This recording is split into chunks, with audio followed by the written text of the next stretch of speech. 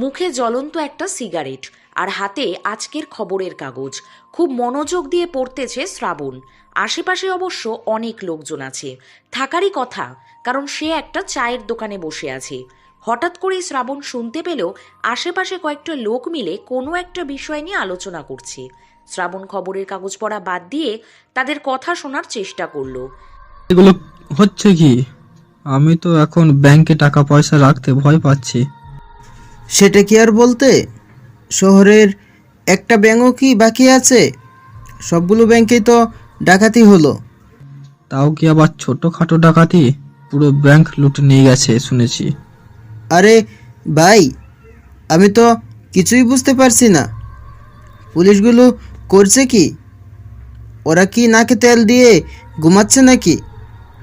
আর সরকারও কোনো পদক্ষেপ নিচ্ছে না কেন? এভাবে বেশি দিন চলতে থাকলে সরকার তো পথে নামবে। শ্রাবণ খবরের কাগজ রেখে দিল আর একটা অদ্ভুত হাসি দিল, যে হাসির মানে আজ পর্যন্ত কেউ বুঝে উঠতে পারে নাই। শ্রাবণ মোবাইলের দিকে তাকিয়ে খেয়াল করে 9টা বেজে গেছে প্রায়। তাই সে আর দেরি করলো না, বেঞ্চ থেকে উঠে দাঁড়িয়ে পড়ল। এরপর দোকানদারের কাছে গিয়ে সিগারেট এবং চায়ের বিল দিল। সেখান থেকে আস্তে আস্তে হেঁটে রাস্তার পাশে এলো। রাস্তায় এসে পকেট থেকে মোবাইল বের করলো এবং একটা নাম্বারে কল করলো। ভাই, কোথায় আপনি? সবাই অপেক্ষা করছে আপনার জন্য। আমি 4 রাস্তার মোড়ে আছি। আচ্ছা ভাই, আপনি 5 মিনিট অপেক্ষা করেন, আমি বাইক নিয়ে আসছি। এরপর শ্রাবণ ফোনটা কেটে দিল। মোবাইলটা পকেটে রাখতেই যাবে, তখনই তার চোখ আটকে গেল মোবাইলের ওয়ালপেপারের দিকে। একভাবে তাকিয়ে রইল সে। হঠাৎ করেই শ্রাবণের চোখ থেকে 2 ফোঁটা নোনা পানি গড়িয়ে মোবাইলের স্ক্রিনে পড়ল। তখনই শ্রাবণের হুঁশ এলো। সে তার চোখের পানি মুছে নিল। এরপর সে তার মোবাইলে থাকা একটা ভয়েস রেকর্ড বের করলো। ভয়েসটা শুধুমাত্র 16 সেকেন্ডের। শ্রাবণ ভয়েসটা বারবার প্লে করে শুনতে লাগলো।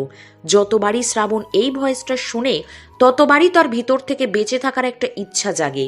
প্রতিবারই তার কাছে এই 16 সেকেন্ডের ভয়েস 16 মিনিট মনে হয়। রাস্তার পাশে বাম হাত কালো হুডির পকেটে গুজে মোবাইলে একটা ভয়েস শুনতেছিল শ্রাবণ। তখনই তার সামনে একটা বাইক এসে দাঁড়িয়ে পড়ে এবং বাইকের হর্ন বাজিয়ে শ্রাবণকে ইশারা করে। শ্রাবণ তাড়াতাড়ি ফোনটা পকেটে রেখে দেয়।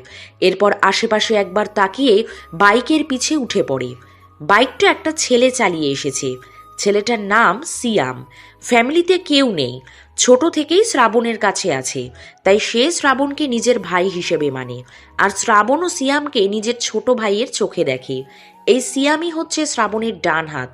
শ্রাবণের সাথে যারাই কাজ করে তাদের সকলের নির্দিষ্ট একটা বিশেষ ক্ষমতা রয়েছে। ঠিক তেমনি সিয়ামের একটা বিশেষ ক্ষমতা রয়েছে বললে ভুল হবে। সিয়াম অনেক কষ্ট করে সেটা অর্জন করেছে। সিয়াম অসম্ভব ভালো গাড়ি চালাতে পারে। পৃথিবীর এমন কোনো গাড়ি নেই যেটা সে চালাতে পারে না। শুধু চালাতেই নয়, প্রচুর স্পিডে চালাতে পারে। শ্রাবণের জানা মতে এমন কেউ বাংলাদেশে নেই যে সিয়ামের সাথে গাড়ি চালিয়ে পারবে। শ্রাবণ বাইকে উঠে বসার পরেই সিয়াম বাইক স্টার্ট করে চালানো শুরু করে। শ্রাবণ মাঝে মাঝে বুঝে উঠতে পারে না যে সিয়াম এত ভালো ড্রাইভিং কি করে করতে পারে। সিয়াম না থাকলে যে তার কি অবস্থা হতো, এটা ভাবলেই শ্রাবণের আত্মা ঠান্ডা হয়ে যায়। ভাই, চুপ করে আছেন কেন? মন খারাপ নাকি? না, ভাবতেছি। ভাবতেছেন? তার মানে নিশ্চয়ই বড় কিছু হতে চলেছে। সেটা তো অবশ্যই। বেশ কিছু সময় বাইক চালানোর পরে সিয়াম এবং শ্রাবণ একটা ব্রিজের নিচে চলে এলো। সিয়াম আর শ্রাবণ দুজনেই বাইক থেকে নেমে গেল। আশেপাশের সব দিকেই প্রচুর পরিমাণে ময়লা আবর্জনা ফেলানো, আর এই কারণেই শহরের এই দিকে ব্রিজের নিচে কেউ আসে না। তবে অনেক পাগলের দেখা পাওয়া যায় এই সব জায়গায়। শ্রাবণ আর সিয়াম দুজনেই তাদের মুখে মাস্ক লাগিয়ে নিল। আশেপাশে প্রচুর পরিমাণে দুর্গন্ধ।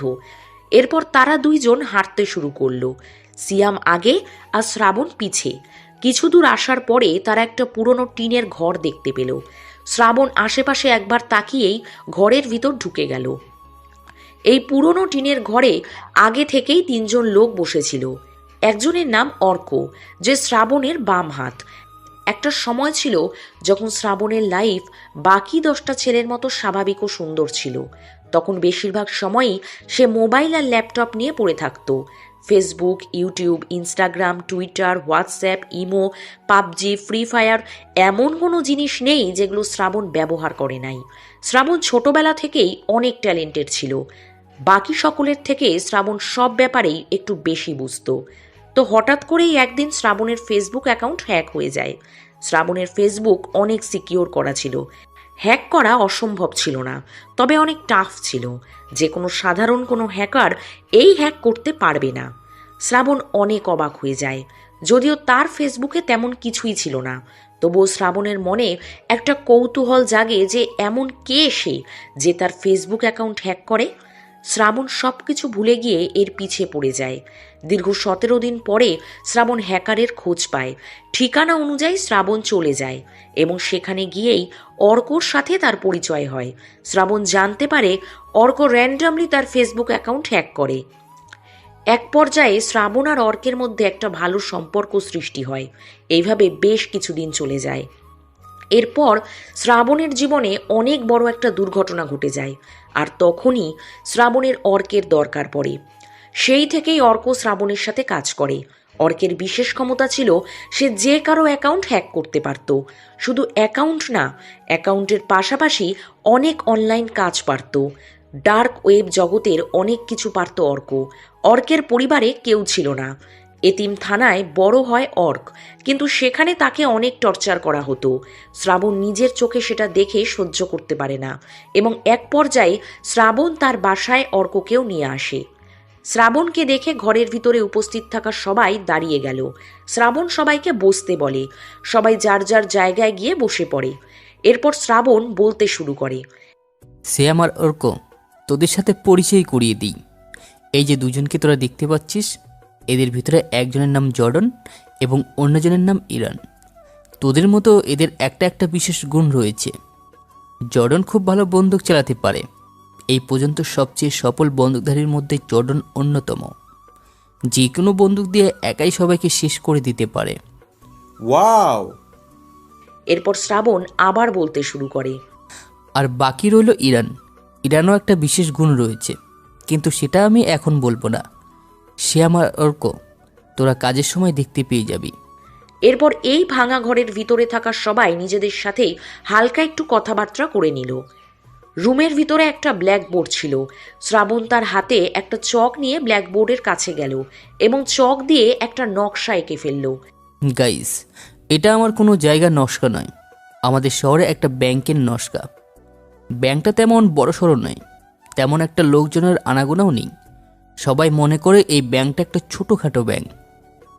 শ্রাবণের কথার মাঝে হঠাৎ করে জর্ডন বলে উঠল, ভাই, মিস্টার ব্ল্যাক কি সামান্য ছোট্ট একটা ব্যাংক ডাকাতি করার জন্য আমাদেরকে এনেছে? এখানে ডাকাতি করলে তো আমাদের গাড়ির তেলের দামই উঠবে না। কথাটা বলার পর ইরান একটু হেসে উঠল। তখনই শ্রাবণ আবার বলে, আমি যখন কথা বলি তখন কেউ কথা বলে না। যেহেতু তুমি নতুন, তাই কিছু বললাম না। সবাই মনে করে এটা একটা ছোটোখাটো ব্যাংক, কিন্তু আমি অনেক খোঁজ করে জানতে পেরেছি এই ব্যাংকটাই এই শহরের সবথেকে বড় ব্যাংক। আমি আয়তনের দিক দিয়ে বলতেছি না, টাকার দিক দিয়ে এই ব্যাংক সবথেকে বড়। যেহেতু অনেক টাকার ব্যাপার, তাছাড়াও শহরে অনেকগুলো ব্যাংক ডাকাতি হয়েছে, তাই এই ব্যাংকের সিকিউরিটি আগের তুলনায় বেশি। আমাদের নেক্সট টার্গেট হচ্ছে এই ব্যাংক। ভাই, কালকেই তো একটা ব্যাংক ডাকাতি করে এলাম। এখনই এই ব্যাংক নিয়ে প্ল্যান করা কি ঠিক হবে? কিছু হবে না, আর এটাই আমাদের লাস্ট ব্যাংক ডাকাতি। এরপর আর কোনো ব্যাংক ডাকাতি করব না আমরা। ওকে ভাই, এইবার প্ল্যানটা বলুন। এরপর শ্রাবণ ব্ল্যাকবোর্ডে থাকা ব্যাংকের নকশার মাধ্যমে বোঝাতে লাগলো কিভাবে কি করতে হবে। সবাইকে বোঝাতে প্রায় 1 ঘন্টা সময় লেগে যায়। ভাই রে ভাই, এমন ভয়ঙ্কর প্ল্যান আগে আমি কোথাও দেখি নাই।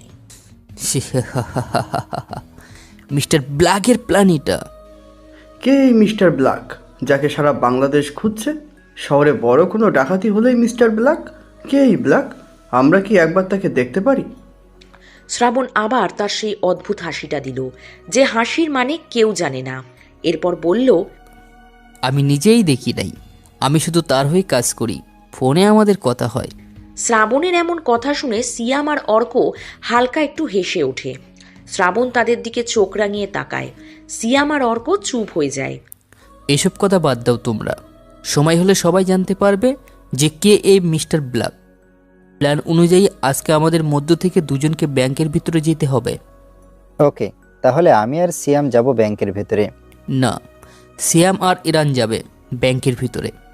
আর এক নজরে সব কিছু দেখে আসবি তোমরা, কয়টি সিসি ক্যামেরা আছে, কয়টি সিকিউরিটি গার্ড আছে, ইত্যাদি ইত্যাদি। এরপর আমাকে এসে সবটা ইনফর্ম করবে। ওকে ভাই। এরপর শ্রাবণ তার পকেট থেকে একটা প্যাকেট বের করে। সে আর দেরি না করে প্যাকেট ছিঁড়ে ফেলে। সেখান থেকে ছোট ছোট 4টে মোবাইল বেরিয়ে আসে। শ্রাবণ একে একে সকলের কাছে মোবাইলগুলো ধরিয়ে দেয়। এখন থেকে তোমরা সবাই এই মোবাইলটা ইউজ করবে, যে কোনো দরকারে আমাকে এই ফোন দিয়ে কল করবে। আবার মিশন কমপ্লিট হলে মোবাইলটা দূরে কোথাও ফেলে দিবে, যাতে কেউ বুঝতে না পারে। ওকে ভাই।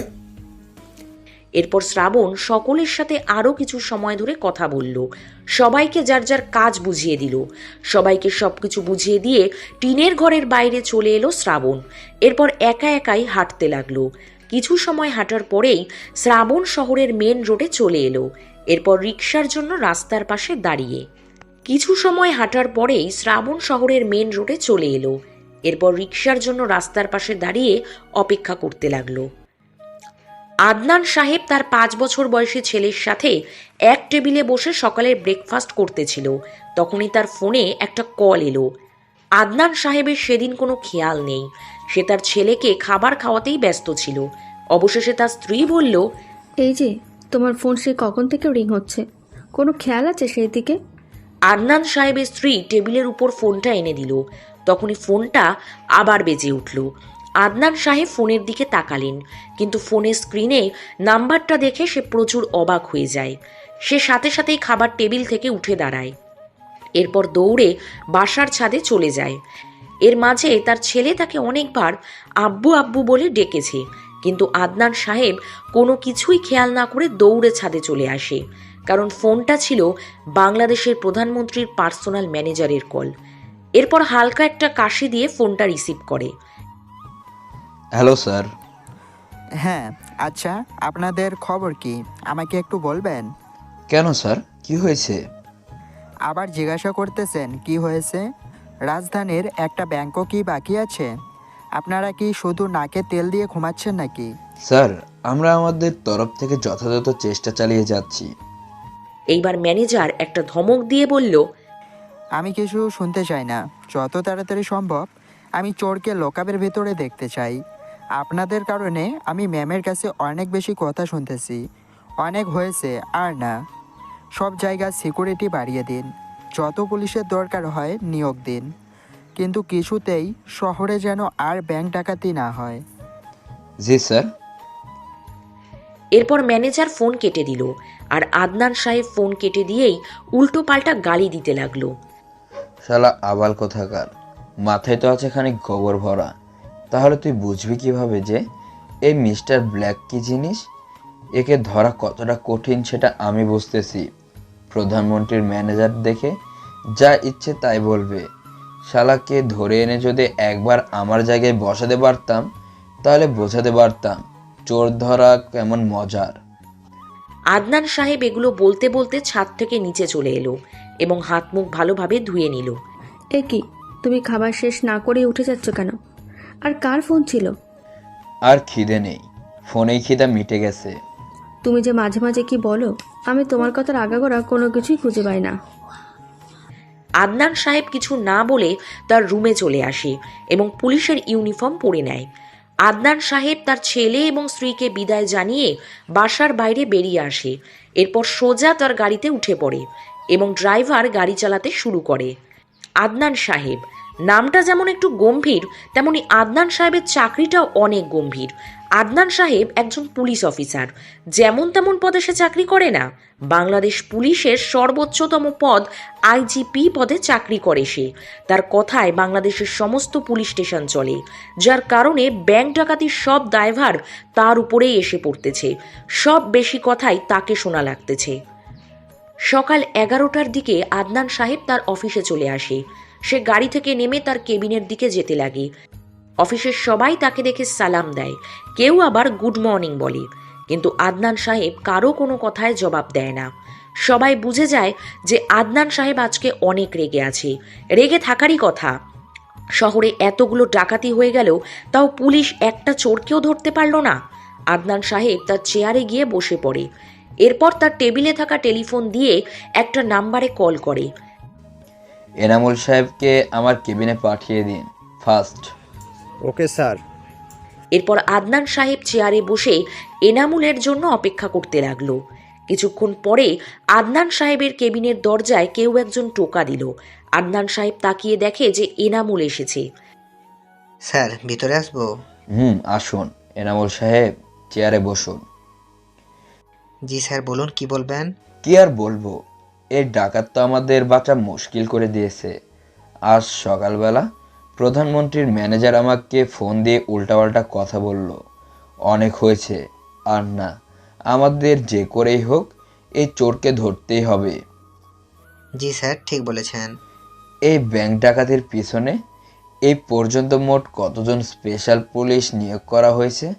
স্যার, এই পর্যন্ত মোট 7 জন স্পেশাল পুলিশ অফিসার নিয়োগ করা হয়েছে, আর সবাই ফেল হয়েছে। কেউ কোনো খোঁজ পায়নি চোর সম্পর্কে। এই 7 জন পুলিশ অফিসারের প্রোফাইল আমার এক্ষুনি চাই। আচ্ছা স্যার, আপনি 2 মিনিট অপেক্ষা করুন, আমি এক্ষুনি সকলের প্রোফাইল নিয়ে আসতেছি। এরপর এনামুল সাহেব আদনান সাহেবের কেবিন থেকে বেরিয়ে যায় এবং কিছু সময় পরে আবার আদনান সাহেবের কেবিনে চলে আসে। স্যার, এই যে সকলের ফাইল। ফাইলগুলো নিয়ে ভালো করে দেখতে লাগলো আদনান সাহেব। এই 7 জন অফিসারের সকলের রেকর্ড খুব ভালো, কিন্তু এর পরেও কোনো লাভ হয়নি। আদনান সাহেব কিছু সময় ভাবলেন, এরপর হঠাৎ করেই বলল, এতক্ষণ পর্যন্ত এই কেস শুধুমাত্র ছেলে পুলিশ অফিসার হ্যান্ডেল করেছে, কিন্তু তাতে কোনো লাভ হয়নি। তাই এবার আমি চাইছি এই কেসগুলো একটা সাহসী মেয়ে পুলিশ অফিসার হ্যান্ডেল করুক। স্যার, তাহলে এর জন্য তো মিস নেহা পারফেক্ট। এই নেহা আবার কে? স্যার, ভুলে গেলেন? ওই যে রাতারাতি 8টা মার্ডারের কেস যে একদিনে কমপ্লিট করে ফেলেছিল, এই হচ্ছে সেই নেহা। আর তার নামের পাশে শতভাগ কেস কমপ্লিট করার রেকর্ড রয়েছে। এই নেহার প্রোফাইলটা আমার কাছে নিয়ে এসো। এরপর এনামুল মিস নেহার প্রোফাইল নিয়ে এলো।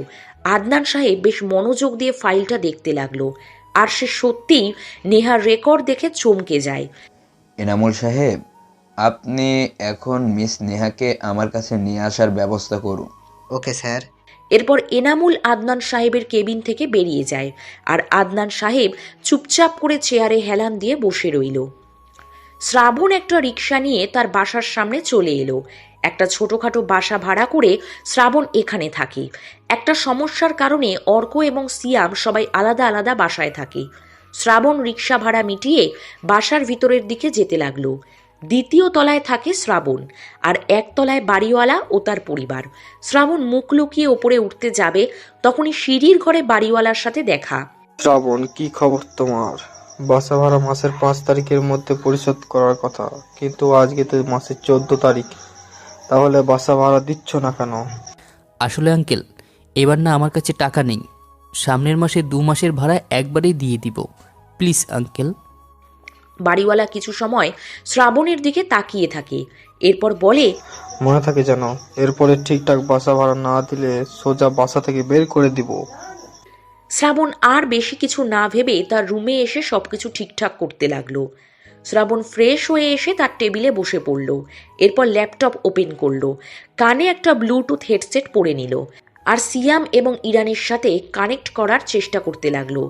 কিছু সময় পরে কানেক্টেড হয়ে গেল। এরপর শ্রাবণ বলল, কোথায় তোরা? আমরা তো ব্যাংকের বাইরে গাড়িতে বসে আছি, কখন যাব ভিতরে? এখন 11টা বাজে, ঠিক 12টার সময় ব্যাংকের ভিতরে যাবি। ওই সময় ব্যাংকের অনেকটা ফাঁকা থাকবে, আর এমনভাবে আশেপাশে তাকিয়ে দেখবি যাতে কেউ তোদের সন্দেহ করতে না পারে। ওকে। সিয়াম এবং ইরান ঠিক 12টার সময় গাড়ি থেকে নেমে ব্যাংকের দিকে যেতে লাগলো। সিয়ামের মুখে কালো একটা মাস্ক লাগানো এবং সে ইরানের বাম হাত ধরে রয়েছে।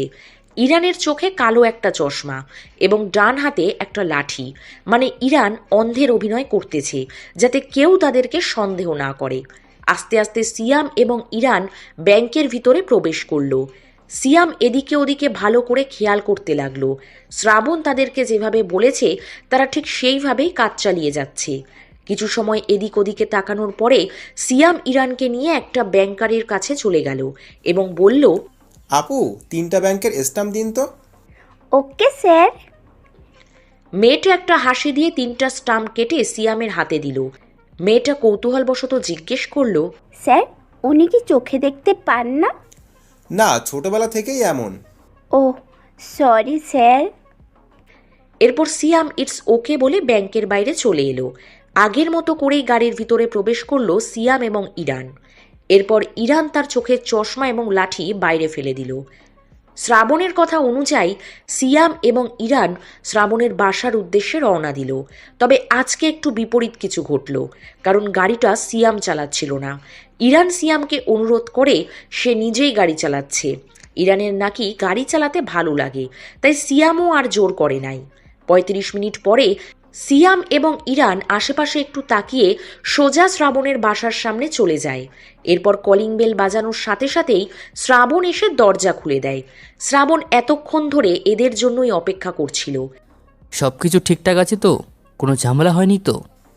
না ভাই, কোনো সমস্যা হয়নি, তবে অনেক সিকিউরিটি গার্ড আর সাথে পুলিশও আছে। সেটা তো আমি আগে থেকেই জানতাম। এরপর সিয়াম এবং ইরান শ্রাবণের সাথে একটা রুমের ভিতরে যায়। এরপর শ্রাবণ বলে, সিয়াম তুই বল, ব্যাংকের কোথায় কয়টা সিসি ক্যামেরা আর সিকিউরিটি গার্ড আছে? সিয়াম কিছু সময় ভাবতে লাগে, কিন্তু কিছুতেই ঠিকভাবে মনে করতে পারে না। তবুও বলার চেষ্টা করে, ভাই মোট 12টা ক্যামেরা আছে, 2টা গেটের কাছে, আর বাকিগুলো। সিয়াম আর কোনো কিছু বলতে পারে না। তখন ইরান এক নিঃশ্বাসে বলে ওঠে, ভাই মোট ক্যামেরা আছে 12টা, 2টা গেটের কাছে আর 4টা রুমের 4 কোনায়, আর বাকি 6টা আছে ব্যাংকারদের ডেস্কের সামনে।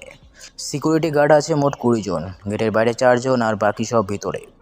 এখানে সকলের চোখে ফাঁকি দিয়ে ডাকাতি করা অসম্ভব। ইরানের কথা শুনে সিয়াম অবাক হয়ে যায়। সিয়াম যেন ভাবতেই পারতেছে না এমন রোগা পাতলা একটা ছেলে মাথায় এত ব্রেন নিয়ে ঘুরে বেড়ায়। সিয়াম অনেকক্ষণ ধরে সবকিছু ভালোভাবে তাকিয়ে দেখেছে, এরপরেও সে এত কিছু মনে রাখতে পারে নাই। কিন্তু ইরান চোখে চশমা দিয়ে অন্ধ সেজেও এত কিছু মনে রেখেছে। অবাক হওয়ারই কথা। সিয়াম এইবার শ্রাবণের কথার মানে বুঝতে পারে। প্রথমত ধন্যবাদ ইরান, আমাকে এত গুরুত্বপূর্ণ একটা ইনফরমেশন দেওয়ার জন্য। আর দ্বিতীয়ত, তোমার ধারণা সম্পূর্ণ ভুল। তুমি মিস্টার ব্ল্যাককে চিনো না। তার প্ল্যান একদম পারফেক্ট হয়। এদেশে এমন কোনো ব্যাংক এখনও তৈরি হয়নি যেটা থেকে মিস্টার ব্ল্যাক চুরি করতে পারে না। কিন্তু কি করে? এরপর সিয়াম এবং ইরান শ্রাবণের বাসা থেকে বেরিয়ে যায়। আদনান সাহেব বিকেলবেলা তার কেবিনে বসে ব্যাংক ডাকাতির ফাইলগুলো চেক করতেছিল। তখনই তার কাছে এনামুল সাহেব চলে আসে। স্যার, মিস নেহাকে নিয়ে এসেছি, আপনার কেবিনে পাঠিয়ে দেব? এক্ষুনি পাঠিয়ে দিন। আদনান সাহেব ফাইলগুলো টেবিলের উপরে রেখে লেডি পুলিশ অফিসার নেহার জন্য অপেক্ষা করতে লাগলো। স্যার, ভিতরে আসবো?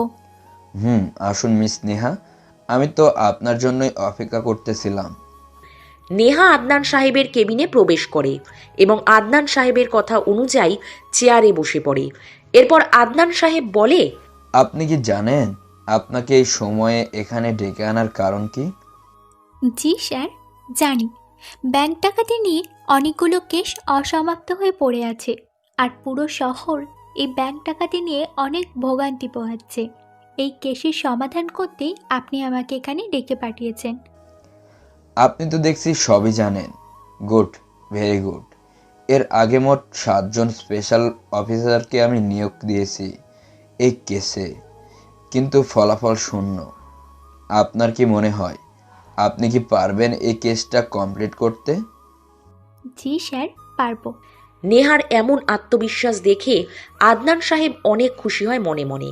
এরপর সে বলে, এই যে সবগুলো কেসের ফাইল, এতে চুরির সকল ইনফরমেশন আছে। আপনি চোরের সম্পর্কে অনেক কিছু জানতে পেরে যাবেন এখান থেকে। ওকে স্যার, ধন্যবাদ। এরপর ফাইলগুলো নিয়ে মিস নেহা আদনান সাহেবের কেবিন থেকে বেরিয়ে আসে। নেহা গাড়িতে করে তার পুলিশ স্টেশনে চলে আসে এবং ফাইলগুলো নিয়ে অনেক ঘাটাঘাটি করতে লাগে। প্রায় 1 ঘন্টা পরে নেহা মোটামুটি একটা ধারণা পায় এই কেসের মোস্ট ওয়ান্টেড আসামি মিস্টার ব্ল্যাক সম্পর্কে। ঢাকা শহরে মোট 13টা ব্যাংকে ডাকাতি হয়েছে, যার প্রত্যেকটার সাথে মিস্টার ব্ল্যাক জড়িত। মানে এক কথায় বলতে গেলে সবগুলো ডাকাতি মিস্টার ব্ল্যাক করেছে। আর এই কেসের একটা মজার ব্যাপার হচ্ছে, প্রত্যেকবার ডাকাতির সময় ভিন্ন ভিন্ন লোক ব্যবহার করা হয়েছে, শুধুমাত্র 3 জন বাদে। প্রত্যেকবারই 5 জন মিলে ডাকাতি করতে এসেছে এবং সফলভাবে ডাকাতি করে পালিয়েও গেছে।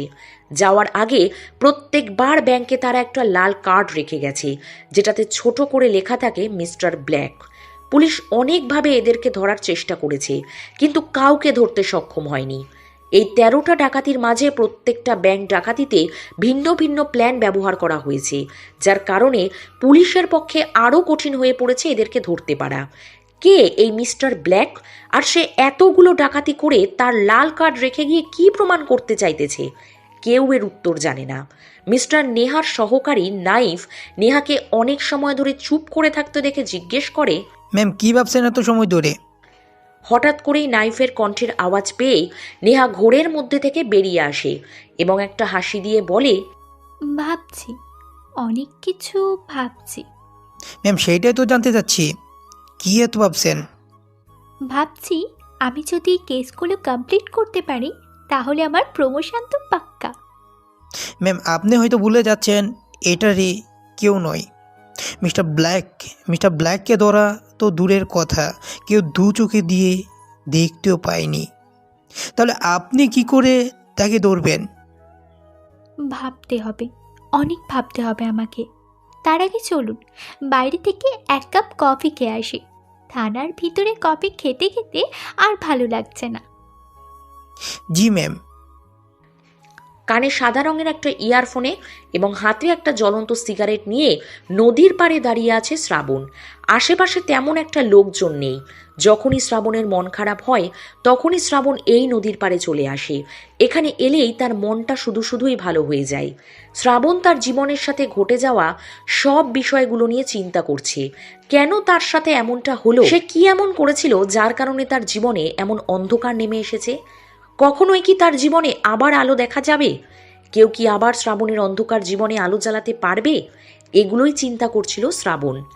তখনই শ্রাবণ খেয়াল করে তার বাম পাশে একটা ডাস্টবিনের উপরে ছোট একটা মোবাইল বাজছে।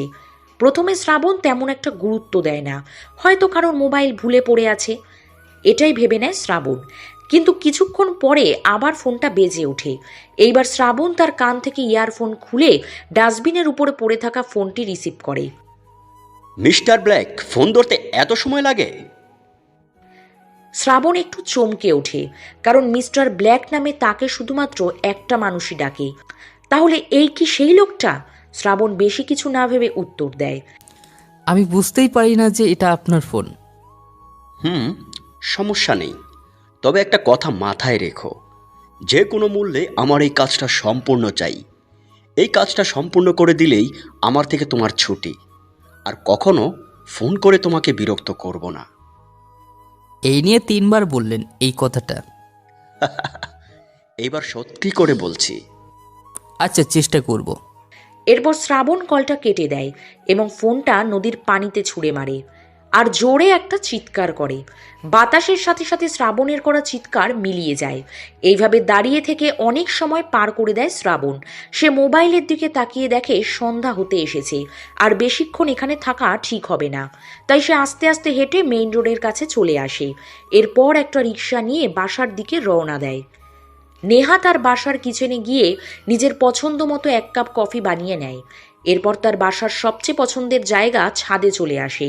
নেহা ছাদে এসে খেয়াল করে তার আব্বু খবরের কাগজ নিয়ে ঘাটাঘাটি করছে। নেহার একটু হাসি পায়, কারণ এখন রাত হয়ে গেছে। রাতে কেউ খবরের কাগজ পড়ে? নেহা কফি খেতে খেতে তার আব্বুর পাশে গিয়ে বসে পড়ে আর জিজ্ঞেস করে, আব্বু, এই রাতের বেলা খবরের কাগজ নিয়ে কি করছো?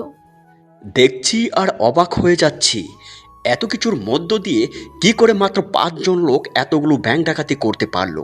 এটা যেন অবিশ্বাস্যকর। আব্বু, ওরা এতদিন যা যা করেছে সেগুলো বাদ দাও। এখন আর কোনো ডাকাতি হবে না, কারণ এখন তোমার মেয়ে এই কেসের সঙ্গে যুক্ত হয়ে গেছে। আজকে দুপুরবেলায় আইজিপি স্যার নিজে আমাকে ডেকে এই কেসের সমস্ত দায়িত্ব আমার হাতে তুলে দিয়েছে। এখন থেকে এই কেসটা আমি দেখব। নেহার কথা শুনে নেহার আব্বু অনেক অবাক হয়ে যায়। সে তার মেয়েকে বিষয়টি বুঝতে দেয় না, একটা হাসি দিয়ে উড়িয়ে দেয় কথাটা। নেহাও আর বেশি সময় ছাদে না থেকে রুমে চলে যায়। নেহার বাবা মেহেরাব সাহেব অনেকটা চিন্তিত হয়ে পড়ে তার মেয়েকে নিয়ে, কারণ তিনি জানেন এই মিস্টার ব্ল্যাককে ধরা অসম্ভব। মেহেরাব সাহেব অনেক বড় একজন বিজনেসম্যান, দেশের সবথেকে বড় বিজনেসম্যানগুলোর মধ্যে অন্যতম অবস্থানে আছেন তিনি। তার এই সফলতার পিছে আছে অনেক বড় একটা কালো ছায়ার গল্প, যেটা শুধু মেহেরাব সাহেব আর একটা ছেলে ছাড়া আর কেউ জানে না। ঘড়িতে রাত 1:45। শ্রাবণ সিয়ামের বাসার নিচে গাড়ি নিয়ে অপেক্ষা করতেছে। কিছু সময় পরে সিয়াম তার বাসা থেকে নিচে চলে আসে। সিয়ামের চোখে ঘুমের স্পষ্ট ভাব ফুটে রয়েছে। থাকারই কথা, রাত 1টারও বেশি বাজে। সিয়াম তাড়াতাড়ি শ্রাবণের গাড়িতে উঠে পড়ে। এরপর শ্রাবণ আবার তার গাড়িতে স্টার্ট দেয় এবং অর্কের বাসার উদ্দেশ্যে রওনা দেয়। 10 মিনিট পরে শ্রাবণ ও সিয়াম অর্কের বাসার সামনে চলে আসে। অর্ক আগে থেকেই বাসার নিচে রাস্তায় দাঁড়িয়েছিল। শ্রাবণ তার গাড়ির হর্ন বাজিয়ে অর্ককে ইশারা করে গাড়িতে ওঠার জন্য। অর্ক আর লেট না করেই গাড়িতে তাড়াতাড়ি উঠে পড়ে।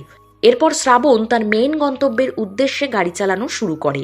প্রায় 30 মিনিট গাড়ি চালানোর পরে শ্রাবণ তার গন্তব্যে চলে আসে। শহর থেকে অনেকটা দূরে চলে এসেছে তারা। শ্রাবণ, অর্ক, সিয়াম তিনজনই গাড়ি থেকে নেমে গেল। সিয়াম, অর্ক দুজনেই জায়গাটার সাথে খুব পরিচিত। এর আগে অনেকবার তারা এখানে এসেছে। অনেকবার বলতে প্রতিটি মিশনের আগেই রাত 1টার পরে তাদের এখানে আসতে হয়েছে। সিয়াম আর অর্ক দাঁড়িয়ে আশেপাশে দেখতে লাগলো। তাদের সামনে বড় একটা বন্ধ কলকারখানা রয়েছে, ভিতরে হালকা হালকা আলো জ্বলতেছে। তখনই শ্রাবণ বলে উঠল, সিয়াম, ভিতরে চল আমার সাথে। জি ভাই। এরপর ওরা তিনজন কলকারখানার ভিতরে যেতে লাগলো।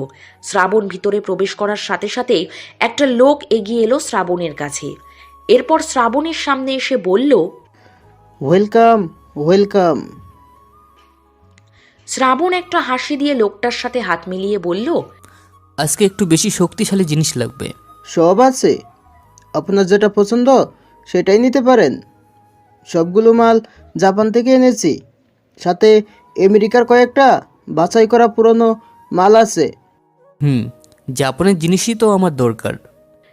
এরপর শ্রাবণ সামনের দিকে এগিয়ে গেল। কিন্তু শ্রাবণ সামনের দিকে এগিয়ে গিয়ে একটু অবাক হয়, কারণ শ্রাবণ যতবারই এখানে অস্ত্র কিনতে এসেছে প্রত্যেকবারই 3জন লোক থাকতো, আর প্রত্যেককেই শ্রাবণ খুব ভালো করে চেনে। কিন্তু আজকে শ্রাবণ তার সামনের লোক দুটোকে চিনতেই পারে না, মানে এরা নতুন। শ্রাবণ পিছের লোকটার দিকে ঘুরে তাকায়। লোকটা শ্রাবণের চাহনি দেখে বুঝতে পারল শ্রাবণ কি বলতে চাইছে। এরা দুজন আমার ওই ছেলে ফেলে নতুন জয়েন করেছে। শ্রাবণ কিছু না বলে তার সামনে থাকা এক একটা বন্দুক ধরে ধরে দেখতে লাগলো। তার দেখা দেখি অর্ক আর সিয়ামও বন্দুক দেখে চয়েস করতে লাগলো। কিন্তু শ্রাবণের মনের মধ্যে একটা অদ্ভুত বিষয় কাজ করতেছিল, কারণ এর আগে শ্রাবণ যতবারই লোকটার সাথে দেখা করেছে প্রতিবারই লোকটার মুখে একটা অসাধারণ হাসি থাকতো, কিন্তু আজকেই সেই হাসিটা নেই। এরপর সে ডান হাত মিলিয়ে শ্রাবণকে স্বাগতম জানাতো, কিন্তু আজকে সে বাম হাত মিলিয়েছে। বিষয়টি সত্যিই অদ্ভুত। এছাড়াও নতুন 2টা ছেলে, এর আগে শ্রাবণ কখনো এই লাইনে এই 2 ছেলেকে দেখে নাই। শ্রাবণের মনে যথেষ্ট খটকা কাজ করতেছে। শ্রাবণ তার চোখ কান খোলা রেখে বন্দুক এবং বোমা দেখতে লাগলো। তখনই ঘটল একটা অদ্ভুত ঘটনা। শ্রাবণ খেয়াল করে কারখানার পিছের দিকে হালকা হালকা শব্দ হচ্ছে। শ্রাবণ চুপ করে দাঁড়িয়ে যায়। শ্রাবণের সামনে ভাঙা এক টুকরো কাচের আয়না ছিল। সেখানেই সে দেখতে পায় ছেলে 2টা বন্দুক বের করে শ্রাবণের দিকে তাক করতেই যাবে।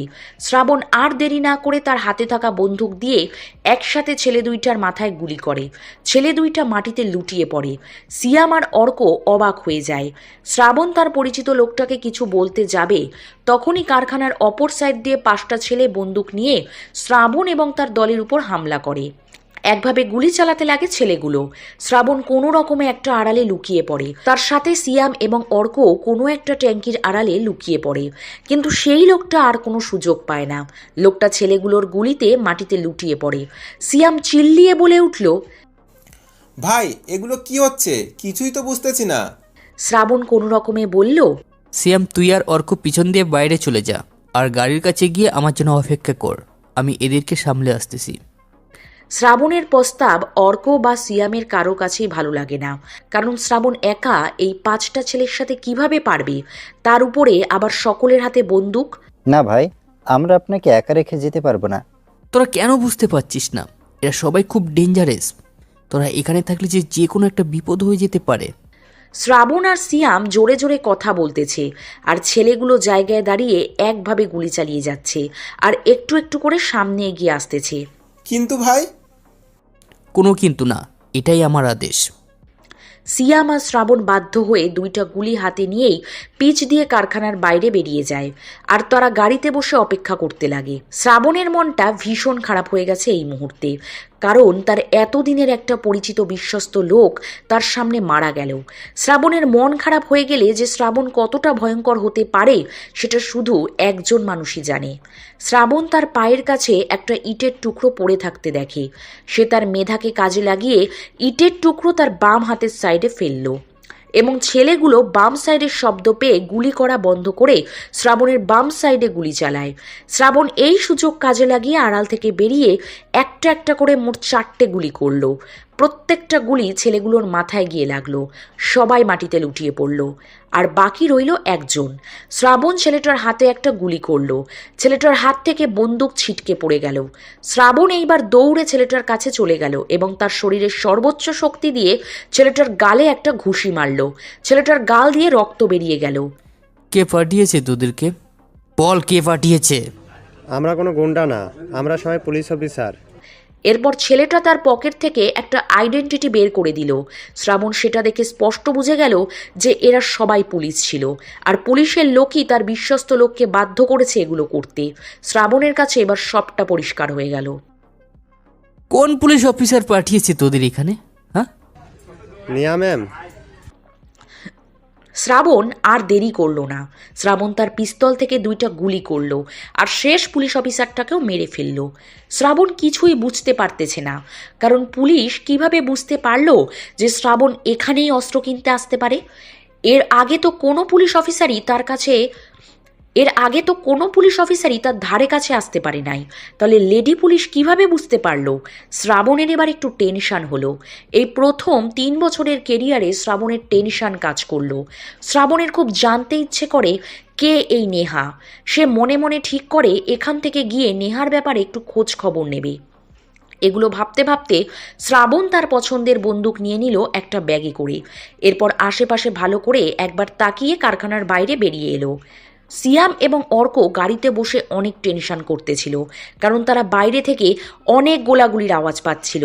তারা জানে শ্রাবণ অনেক ভালো শুটার, কিন্তু তবুও বন্দুকের ব্যাপার, বলা তো যায় না কখন কি হয়ে যায়। তখনই তারা খেয়াল করে শ্রাবণ তাদের গাড়ির দিকে এগিয়ে আসতেছে এবং তার হাতে একটা ব্যাগ।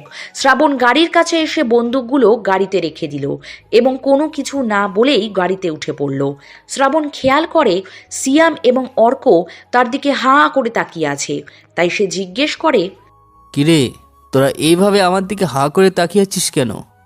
ভাই, আপনি একাই? আরে বেটা, আমাকে কি তোর মতো মনে হয় নাকি যে শুধু হ্যাকিংয়ের কাজ করতে পারি? সে ছোটবেলায় বন্দুক চালাতে শিখেছি, আর এরা তো সামান্য কয়েকদিনের পোলাপান। ভাই বিশ্বাস হয় না, আপনি সত্যি একজন ব্ল্যাক। বেশি কথা না বলে গাড়ি স্টার্ট কর। কত রাত হয়ে গেছে খেয়াল আছে? প্রচুর ঘুম পাচ্ছে কিন্তু আমার। জি ভাই। এরপর সিয়াম গাড়ি স্টার্ট করে চালাতে শুরু করে। সিয়াম এবং অর্ক তাদের বাসায় নেমে যায়। শ্রাবণ অস্ত্র ভর্তি গাড়ি নিয়ে তার ভাড়া করা বাসায় চলে আসে। এরপর গাড়ি সাইড করে অস্ত্রের ব্যাগ নিয়ে বাসার ভিতরে প্রবেশ করে। অস্ত্রগুলো একটা সেফ জায়গায় রেখে দেয় সে। পুরো বাসা তন্ন তন্ন করে খুঁজলেও কেউ এই বন্দুকের ব্যাগ খুঁজে পাবে না। শ্রাবণ এরপর মোবাইলের দিকে তাকায়। মোবাইলে রাত 3টে বেজে গেছে। তখনই শ্রাবণ খেয়াল করে তার হাতে হালকা হালকা রক্ত লেগে আছে। সে বেসিংয়ের কাছে গিয়ে হাত পরিষ্কার করে নেয় এবং আর কিছু চিন্তা না করেই বিছানায় ঘুমিয়ে পড়ে। নেহা সকালবেলা ঘুম থেকে উঠে 1 কাপ কফি নিয়ে ছাদে বসে সকালের পরিবেশ উপভোগ করতেছিল। তখনই তার ফোনে একটা কল আসে। সে ফোনের দিকে তাকিয়ে দেখে তার সহকারী নাইফের কল। হ্যাঁ মিস্টার নাইফ সাহেব, বলুন। ম্যাম, অনেক বড় দুর্ঘটনা ঘটে গেছে। নেহা এবার একটু অবাক হয়ে যায়। আর সে জিজ্ঞেস করে, কেন, কি হয়েছে, খুলে বলুন। ম্যাম, আপনার যে বন্ধ কারখানার সাধারণ পুলিশ পাঠিয়েছিলেন না, তারা কাল রাত্রে সবাই গুলিতে নিহত হয়েছে। হোয়াট? আপনি এগুলো কি বলছেন? নেহা বসা থেকে উঠে দাঁড়িয়ে যায়। জি ম্যাম, আপনি তাড়াতাড়ি এখানে চলে আসুন। আমি এখন সেই কারখানায় আছি। আচ্ছা, আমি এক্ষুনি গাড়ি নিয়ে আসছি। নেহা এরপর কলটা কেটে দেয়। সে যেন কিছুই কল্পনা করতে পারতেছে না, কারণ এক রাতেই 7-8টা পুলিশ অফিসারের মৃত্যু, আর সবাই শুটার এক্সপার্ট ছিল। তাহলে কি করে? নেহা এগুলো ভাবতে ভাবতে তার রুমে চলে এলো, আর ইউনিফর্ম পরে রেডি হয়ে গাড়িতে উঠে কারখানার উদ্দেশ্যে বেরিয়ে পড়ল। গাড়ি চলতে শুরু করলো। আনুমানিক 45 মিনিট লাগবে পৌঁছাতে।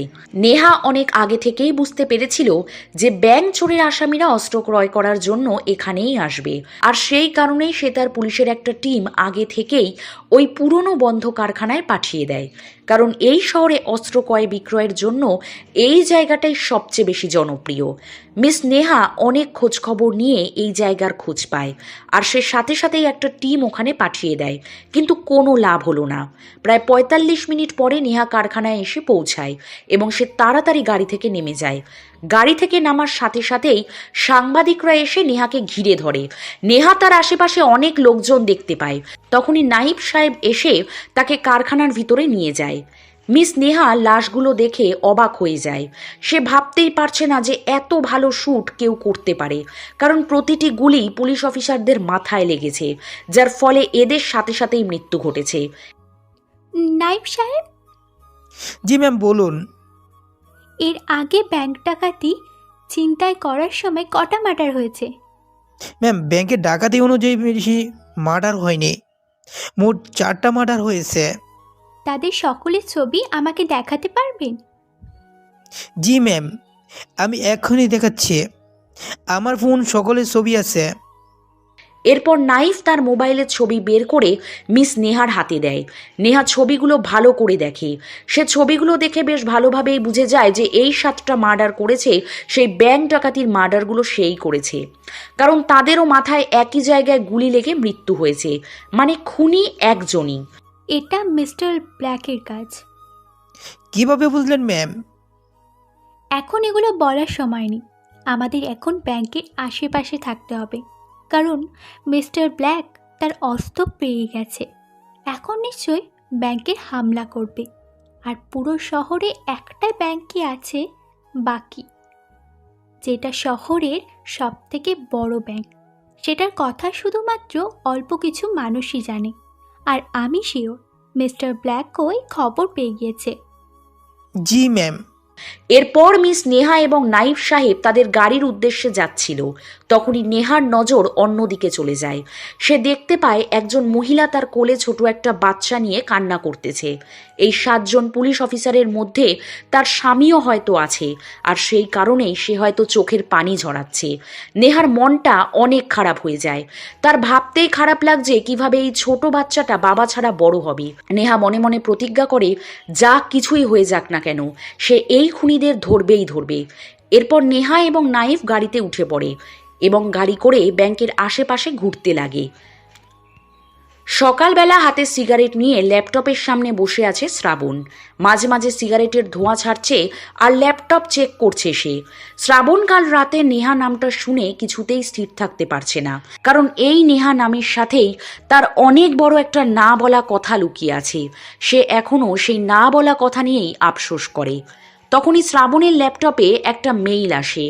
অর্ক তাকে একটা মেইল সেন্ড করেছে। সে এতক্ষণ এই মেইলটার জন্যই অপেক্ষা করছিল। শ্রাবণ আর অপেক্ষা করতে পারল না, সাথে সাথে এই মেইলটা ওপেন করলো। শ্রাবণ মেইলটা ওপেন করেই 100 ভোল্টের একটা শক খেলো। সে মনে মনে যে ভয়টা পাচ্ছিল সেটাই হলো। মেইলটা সম্পূর্ণ লেডি পুলিশ অফিসার মিস নেহাকে নিয়েই ছিল। নেহার সম্পূর্ণ একটা ডিটেলস ছিল, সাথে নেহার কিছু ছবি। শ্রাবণের অবাক হওয়ার পিছে অনেক বড় কারণ আছে, যার মধ্যে প্রধান কারণ হচ্ছে শ্রাবণ আর নেহা কয়েক বছর আগে একই ভার্সিটিতে একই ডিপার্টমেন্টে পড়াশোনা করত, আর শ্রাবণ এই কারণেই অনেক অবাক হচ্ছে। শ্রাবণ ভাবতেই পারছে না যে এই লেডি পুলিশ অফিসারই তার ডিপার্টমেন্টের সেই নেহা। কোনো এক কারণে শ্রাবণ নেহাকে হারিয়ে ফেলে, কোনোভাবেই নেহার খোঁজ পায় না। সে নেহাকে খুঁজতে খুঁজতে এক পর্যায়ে হাল ছেড়ে দেয়, আর আজকে এইভাবে সে নেহার খোঁজ পাবে এটা যেন তার কল্পনারও বাইরে ছিল। শ্রাবণ আর কিছু না ভেবে সিয়ামের নাম্বারে কল করে। কিছু সময় রিং হওয়ার পরে সিয়াম শ্রাবণের কলটা রিসিভ করে। হ্যাঁ ভাই বলেন। সাইফুল, এখন তুই কোথায়?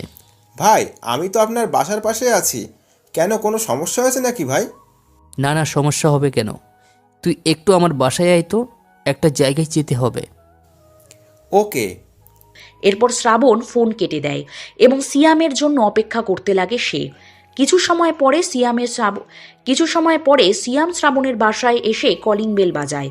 সিয়াম আর দেরি না করে দরজা খুলে দেয়। ভাই কি হয়েছে, এখন আবার কোথায় যেতে হবে? এই কেসের স্পেশাল অফিসার মিস নেহাকে একটু দেখতে যাব, তার সম্পর্কে একটা ধারণা রাখা দরকার আমাদের। ও ভাই এই ব্যাপার, আচ্ছা চলেন, আমি আপনাকে নতুন ম্যাডাম নেহার কাছে নিয়ে যাচ্ছি। চল। এরপর সিয়াম এবং শ্রাবণ গাড়িতে উঠে পড়ল এবং সিয়াম গাড়ি চালিয়ে নেহার কাছে যেতে লাগলো। সিয়াম আগে থেকেই খোঁজ খবর নিয়ে রেখেছে যে নেহা কখন কোথায় থাকবে। প্রায় 15 মিনিট গাড়ি চালানোর পরে সিয়াম একটা জায়গায় গাড়ি থামিয়ে দিল। গাড়ি থামাতে দেখে শ্রাবণ জিজ্ঞেস করলো, কি হলো, গাড়ি থামিয়ে দিলি কেন? ভাই ওইদিকে চায়ের দোকানে তাকিয়ে দেখেন, যে ম্যাডাম বসে চা খাচ্ছে সেই হচ্ছে এই কেসের স্পেশাল অফিসার মিস নেহা। সিয়ামের কথায় শ্রাবণ গাড়ির ভিতর থেকেই মেয়েটাকে দেখতে লাগলো। শ্রাবণ তার চোখকে যেন বিশ্বাসই করতে পারছে না, কারণ এটাই তো সেই নেহা। শ্রাবণ অপলক দৃষ্টিতে নেহার দিকে তাকিয়ে রইল। সেই আগের মতো চোখের চাহনি, আগের মতো হাসি, আর আগের মতোই চা খাওয়ার স্টাইল। শ্রাবণ যেন কোথায় হারিয়ে যাচ্ছে।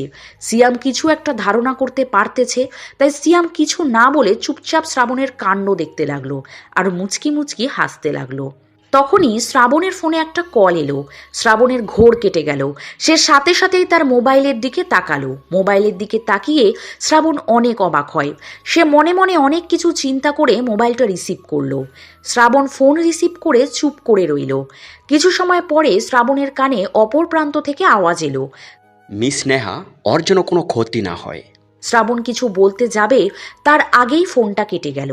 শ্রাবণ এইবার অনেক অবাক হলো, কারণ এই নেহার সাথে এই লোকটার সম্পর্ক কি, যার কারণে সে ফোন করে নেহার কথা বলে। শ্রাবণ মনে মনে অনেক প্রশ্ন করতে লাগে নিজেকে। শ্রাবণকে চিন্তিত দেখে সিয়াম জিজ্ঞেস করে, ভাই কি হয়েছে, কে ফোন করেছে? ওই কুত্তার বাচ্চা ফোন করেছিল। ভাই ও ঠিক আছে তো, ওর কিছু হয়নি তো? না না, তেমন কিছু হয়নি। শ্রাবণ আর সিয়াম গাড়ির ভিতরে বসেই আলোচনা করতেছিল। তখনই তাদের কাছে মিস নেহা চলে আসে। মিস নেহার পিছে পিছে নাইব সাহেবও আসে। মিস নেহা গাড়ির কাছে এসে বলে, হ্যালো, এক্সকিউজ মি, গাড়ি থেকে বের হন। হঠাৎ করে কারোর গলার আওয়াজে শ্রাবণ আর সিয়াম দুজনেই একটু অবাক হয়। পরে তারা খেয়াল করে দেখে যে তাদের গাড়ির বাইরে পুলিশ দাঁড়িয়ে আছে। শ্রাবণ আর সিয়াম দুজনেই গাড়ি থেকে নেমে যায়। জি ম্যাম, কোনো সমস্যা হয়েছে? সমস্যা তো আছে, আপনাদের গাড়ি সেই কখন থেকে এখানে দাঁড়িয়ে আছে, আমি অনেকক্ষণ ধরে খেয়াল করেছি। আর তাছাড়াও এখানে গাড়ি পার্ক করা নিষেধ। নেহার কথা শুনে শ্রাবণ অনেক অবাক হয়ে যায়। শ্রাবণের কোনো আইডিয়াই ছিল না যে নেহা তার আশেপাশে এতটা খেয়াল রাখে, আর এই কারণেই হয়তো আজ সে এত বড় পুলিশ অফিসার হয়েছে। আসলে ম্যাম, আমরা একজনের জন্য অপেক্ষা করতেছিলাম, আমরা এখন এখান থেকে চলে যাচ্ছি। এক মিনিট, কোথায় যাচ্ছেন? আগে আপনাদের গাড়ির কাগজপত্র দেখান, এরপর এখান থেকে যাবেন। লেডি পুলিশ অফিসার মিস নেহার কথা শুনে সিয়াম অনেক ঘাবড়ে যায়, কারণ গাড়ির কোনো কাগজপত্র নেই। কোনো এক বড় সেলিব্রিটির বাসা থেকে গাড়িটা চুরি করেছিল সে। এখন কি হবে? সিয়ামের মুখে কোনো কথা আসে না। সে চুপচাপ দাঁড়িয়ে থাকে, তার মাথা দিয়ে ঘাম বেরিয়ে যায়। এদিকে শ্রাবণ চুপচাপ দাঁড়িয়ে আছে। এতক্ষণ ধরে সে শুধু নেহার চোখের দিকে তাকিয়ে তার ঠোঁট দিয়ে বলা প্রতিটা কথা শুনছিল। এই যে আপনি চুপ করে আছেন কেন? বোবা নাকি? আর মুখে মাস্ক দিয়ে আসেন কেন? মুখের মাস্কটা খুলুন। শ্রাবণ বাসার বাইরে এলেই মুখে মাস্ক ব্যবহার করে, আর আজকেও মাস্ক ব্যবহার করে বাসা থেকে বের হয়েছিল সে। মিস নেহার কথা শুনে শ্রাবণ বাধ্য হয়ে মুখের মাস্ক খুলে ফেলে। শ্রাবণ মুখের মাস্ক খোলার পরেই নেহা তার দিকে একবার তাকিয়ে অন্যদিকে তাকায়। নেহা আবার হঠাৎ করে শ্রাবণের দিকে তাকিয়ে বলে, শ্রাবণ, তুমি এখানে? এতক্ষণ ধরে নেহার সহকারী নাইফ চুপ করে দাঁড়িয়েছিল, আর সিয়ামও ভয় পেয়ে চুপচাপ দাঁড়িয়ে আছে। সিয়াম মনে মনে এখান থেকে ভেগে যাওয়ার পরিকল্পনা করছিল, কিন্তু হঠাৎ করেই পুলিশ অফিসারের মুখে শ্রাবণ নাম শুনেই অবাক হয়ে তাকায়। আসলে সে আমার কাছে ছোট ভাই। গাড়ির কাগজপত্র আসলে বাসায় রেখে এসেছে ও। আমি এখনই। মিস নেহা শ্রাবণকে থামিয়ে দেয় আর বলে, তুমি আমাকে আর লজ্জা দিও না। আমি আসলে তোমাকে চিনতেই পারিনি। তোমার মুখে মাস্ক লাগানো ছিল তো, তাই জন্য। তাছাড়াও তোমার ছোট ভাইয়ের কাছে আমি এগুলো বলতে পারি। ম্যাম, আপনি ওনাকে চিনেন? শ্রাবণ আর আমি একই ডিপার্টমেন্টে পড়াশোনা করতাম।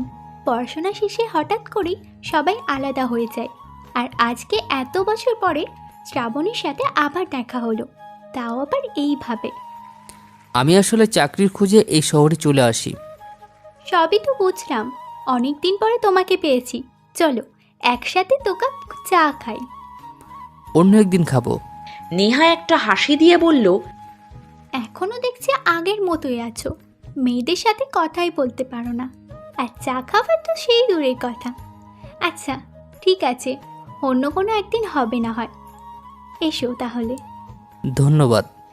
শ্রাবণ আর কিছু না বলে তাড়াতাড়ি গাড়িতে উঠে বসে, আর সিয়ামও কিছু না বলে তাড়াতাড়ি গাড়ি স্টার্ট করে চালাতে শুরু করে। অন্যদিকে বিকালবেলা নেহা তার রুমের বিছানায় শুয়ে আছে। ঘুমানোর অনেক ট্রাই করতেছে, কিন্তু কিছুতেই তার ঘুম আসতেছে না। তাই সে বিছানা থেকে উঠে দাঁড়িয়ে পড়ল। নেহা এখন কি করবে এইগুলো ভাবতে ভাবতে সে তার পড়ার টেবিলের কাছে চলে যায় এবং ভাবে একটা বই পড়ে সময় কাটিয়ে দেবে। বেশ কয়েকটা বই তার টেবিলের উপর পড়ে আছে, কিন্তু এই সবগুলোই তার পড়া শেষ। নেহার বই পড়তে খুব ভালো লাগে। এই বই পড়ার নেশা তার ছিল না, কিন্তু ছোটবেলায় যখন দেখতো তার বাবা মেহেরাব সাহেব অফিসের পাশাপাশি ছোটোখাটো বই লেখালেখি করে, তখন নেহার মনে বই পড়ার একটা নির্দিষ্ট জায়গা দখল করে নেয় এবং এরপর আস্তে আস্তে নেহা বইয়ের পোকা হয়ে যায়। নেহার বাবা বর্তমানে একজন সফল ব্যবসায়ীর পাশাপাশি একজন সফল লেখকও। নেহার বাবার অনেকগুলো বই লেখা আছে, যেগুলো প্রত্যেকটা কপি নেহার বাবার রুমের আলমারিতে রাখা আছে। তাই নেহা তার রুম থেকে বেরিয়ে তার আব্বুর রুমে যায়। মেহেরাব সাহেব একটা কাজের জন্য বাসার বাইরে ছিল, তাই নেহা একাই বই খুঁজতে লাগে। বই খুঁজতে খুঁজতে একসময় নেহার চোখ একটা বইয়ের উপরে আটকে যায়। নেহা বইটা আলমারি থেকে বের করে তার হাতে নেয় এবং উপর থেকে হাত বুলিয়ে দেখতে থাকে। বইটার নাম ছিল মিস্টার ব্ল্যাক। এই মিস্টার ব্ল্যাক নামটার সাথে সে খুব পরিচিত, আর পরিচিত থাকারই কথা, কারণ বর্তমানে সব থেকে সফল আসামি এই মিস্টার ব্ল্যাক। বইটার মলাটের উপরে অনেক ভয়ানক অন্ধকারযুক্ত একটা ছবি দেওয়া আছে। বইটা যেন নেহাকে কিছু একটা বলতে চাইতেছে, আর নেহাও কৌতূহলবশত বইটা নিয়ে সোজা তার রুমে চলে আসে। এরপর নেহা পড়ার টেবিলে বসে বইটা খুলল এবং তারপর নেহা পড়তে শুরু করলো। বইয়ের সবটা খুলে লেখা বা বলা সম্ভব না, তাই গুরুত্বপূর্ণ এবং মূল বিষয়গুলো তুলে ধরা হলো। সময়টা তখন 2007 সাল ছিল। শ্রাবণ তার বাবা মায়ের সাথে শপিং করার জন্য গাড়ি করে শহরের দিকে যাচ্ছিল। দিনটা খুবই ঝলমলে ছিল এবং তার সাথে শ্রাবণের বাবা মায়ের মনটাও ফুরফুরে ছিল। গাড়িতে সুন্দর একটা গানও চলছিল। শ্রাবণ গাড়ির জানালা দিয়ে বাইরের দিকে তাকিয়ে দেখছিল, আর শ্রাবণের বাবা গাড়ির তালে তালে গাড়ি ড্রাইভ করছিল। সব কিছুই ঠিকঠাক ছিল, কিন্তু হঠাৎ করেই ডান দিকের রাস্তা দিয়ে একটা ট্রাক এসে শ্রাবণদের গাড়িতে সজোরে ধাক্কা মারে। সাথে সাথেই শ্রাবণদের গাড়ি ধাক্কা খেয়ে রাস্তার পাশে পড়ে যায়। গাড়ির সব কিছু ভাঙচুর হয়ে যায়। শ্রাবণদের বাবা মায়ের মাথা থেকে টক বগিয়ে লাল রক্ত বের হতে লাগে। শ্রাবণ শুধুমাত্র 1 মিনিটের মতো সময় পায়। সে তার চোখ দিয়ে দেখতে পায় তার বাবা মা তার দিকে তাকিয়ে আছে। শ্রাবণের মা শ্রাবণের কাছে আসার চেষ্টা করছে, কিন্তু কোনোভাবেই পাচ্ছে না। সিট বেল্ট লাগানো ছিল যে। শ্রাবণ তার মাথায় হাত দিয়ে দেখে যে লাল রক্ত বের হচ্ছে। এরপর সে খেয়াল করে তাদের গাড়ির দিকে অনেক লোকজন ছুটে আসছে। শ্রাবণ আর কিছু মনে করতে পারে না। নেহা বইটা পড়ার মাঝে একটা বিরতি নেয়। সে কিচেনে গিয়ে 1 কাপ কফি বানিয়ে নিয়ে আসে। এরপর আবার বইটা মেলে পড়তে শুরু করে। প্রায় 2 দিন পরে শ্রাবণের জ্ঞান ফিরে আসে। শ্রাবণ চোখ মেলে তাকিয়ে দেখে যে সে হসপিটালের বেডে শুয়ে আছে এবং তার পাশে তার ছোট বোন বসে আছে। শ্রাবণ ভালো করে খেয়াল করে দেখে যে তার বোনের চোখে পানি, হয়তো অনেক কান্না করেছে। শ্রাবণ শান্ত হয়ে জিজ্ঞাসা করে, বোন কি হয়েছে, তোর চোখে পানি কেন, আর আম্মু কোথায়? ভাইয়া, আব্বু আম্মু আর নেই। কি হয়েছে বলবি তো নাকি? এভাবে কান্না করলে আমি বুঝবো কিভাবে? এটা বলেই শ্রাবণের ছোট বোন কান্না শুরু করে দেয়। মুহূর্তের মধ্যেই শ্রাবণের পুরো পৃথিবী অন্ধকার হয়ে যায়। সে কিছুতেই বিশ্বাস করতে পারছে না যে তার বাবা মা আর এই পৃথিবীতে নেই। তার বরাবরই ওই গাড়ির ঘটনাগুলো মনে পড়ে যায়। সব কিছুই তো ঠিকঠাক ছিল, তাহলে কি করে এগুলো হয়ে গেল? সব কিছুই তার কাছে একটা দুঃস্বপ্নের মতো লাগে।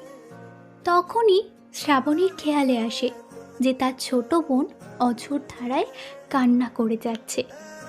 শ্রাবণ বুঝে উঠতে পারে না তার এখন ঠিক কী করা উচিত।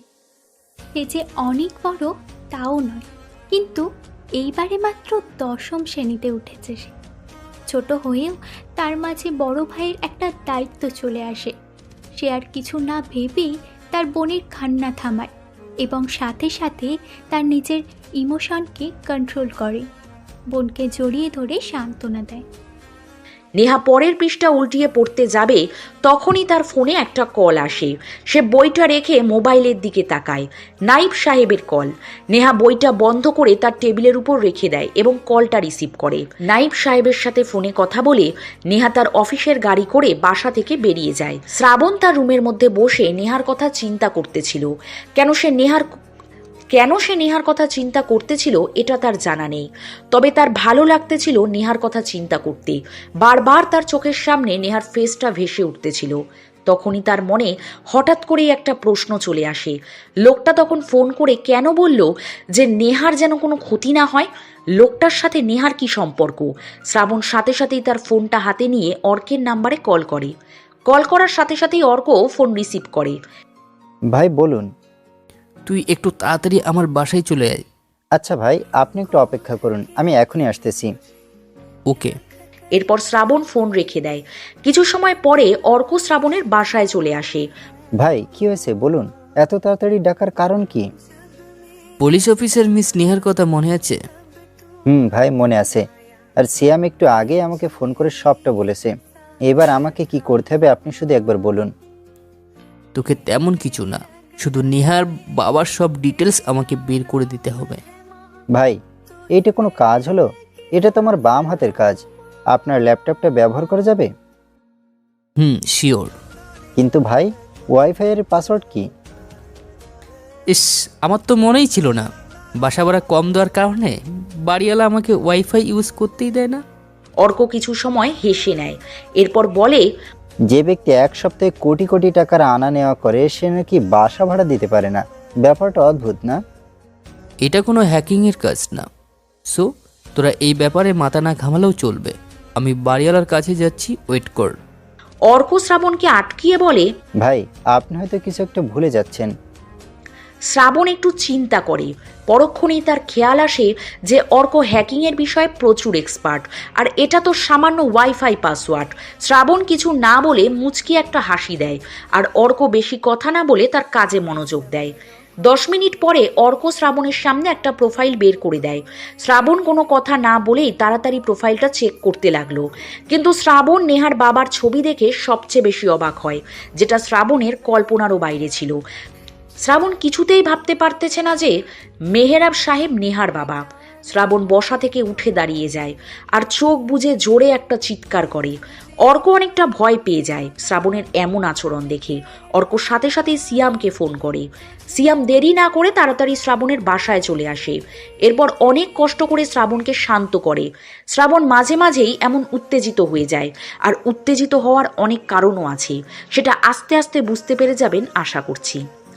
মিস নেহা গাড়ি থামিয়ে ঢাকা শহরের পুলিশ সেন্টারের মেইন কার্যালয়ের সামনে চলে আসে এবং কোথাও না দাঁড়িয়ে সোজা অফিসের ভিতরে ঢুকে যায় এবং আইজি অফিসার আদনান সাহেবের রুমের সামনে এসে বলে, স্যার, ভিতরে আসবো?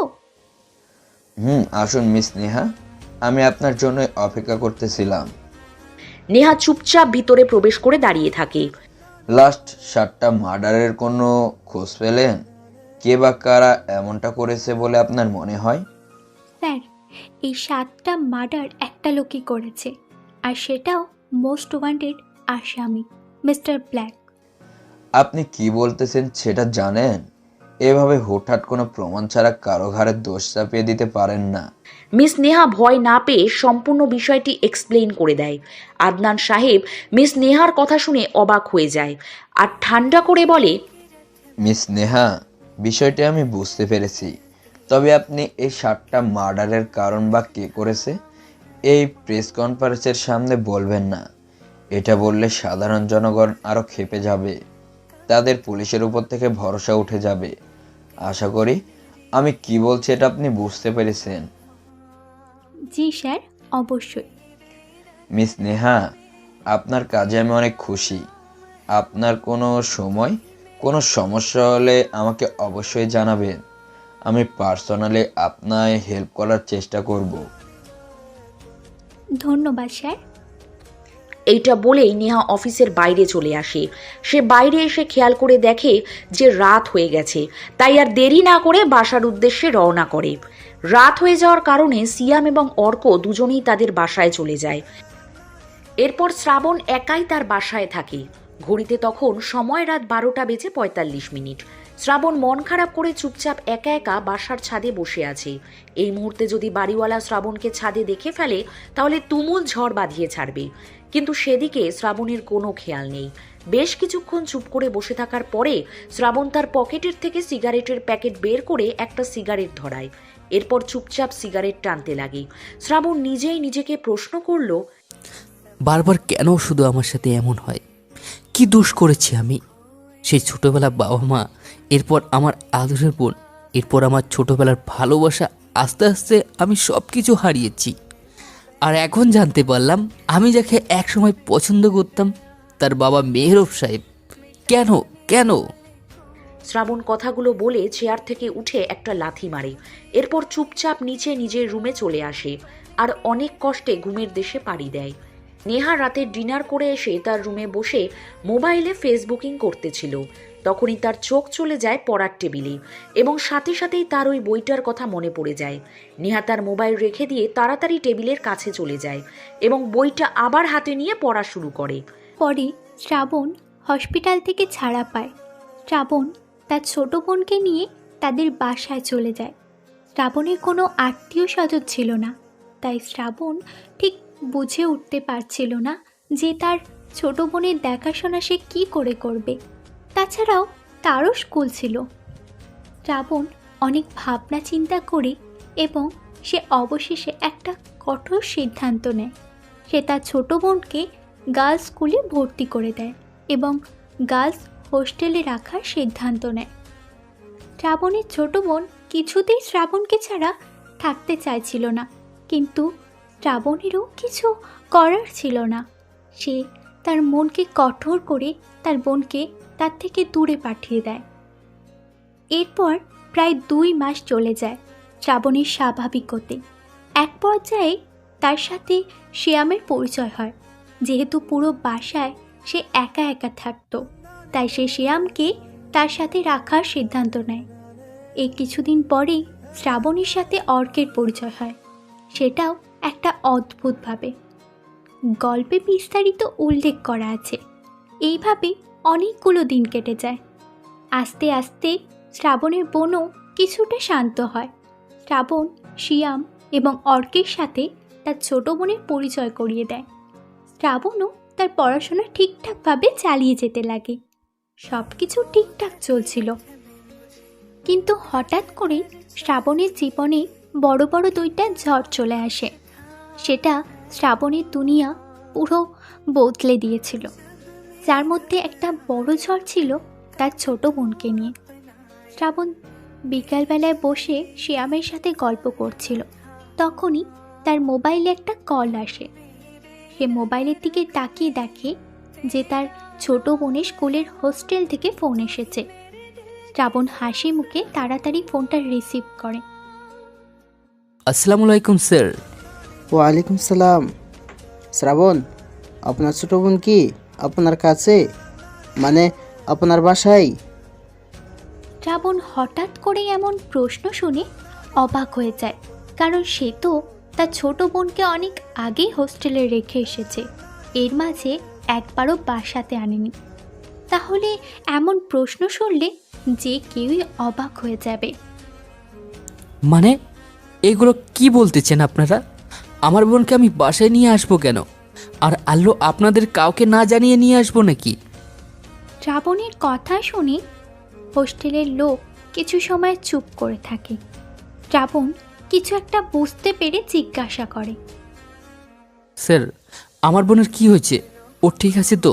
আসলে আজকে সকাল থেকেই আমরা আপনার বোনকে খুঁজে পাচ্ছি না। শ্রাবণ বসা থেকে দাঁড়িয়ে যায়। সে অনেক উত্তেজিত হয়ে পড়ে আর বলে, এগুলো কি বলতেছেন আপনারা? আমার বোন তো অনেক ছোট, ও কি করে হারিয়ে যেতে পারে? আর একা একা কোথায় যাবে ও? দেখুন, আপনি একটু শান্ত হন। আমরা এখনই পুলিশকে ইনফর্ম করছি। আশা করি খুব তাড়াতাড়ি আমরা আপনার বোনের খোঁজ পেয়ে যাব।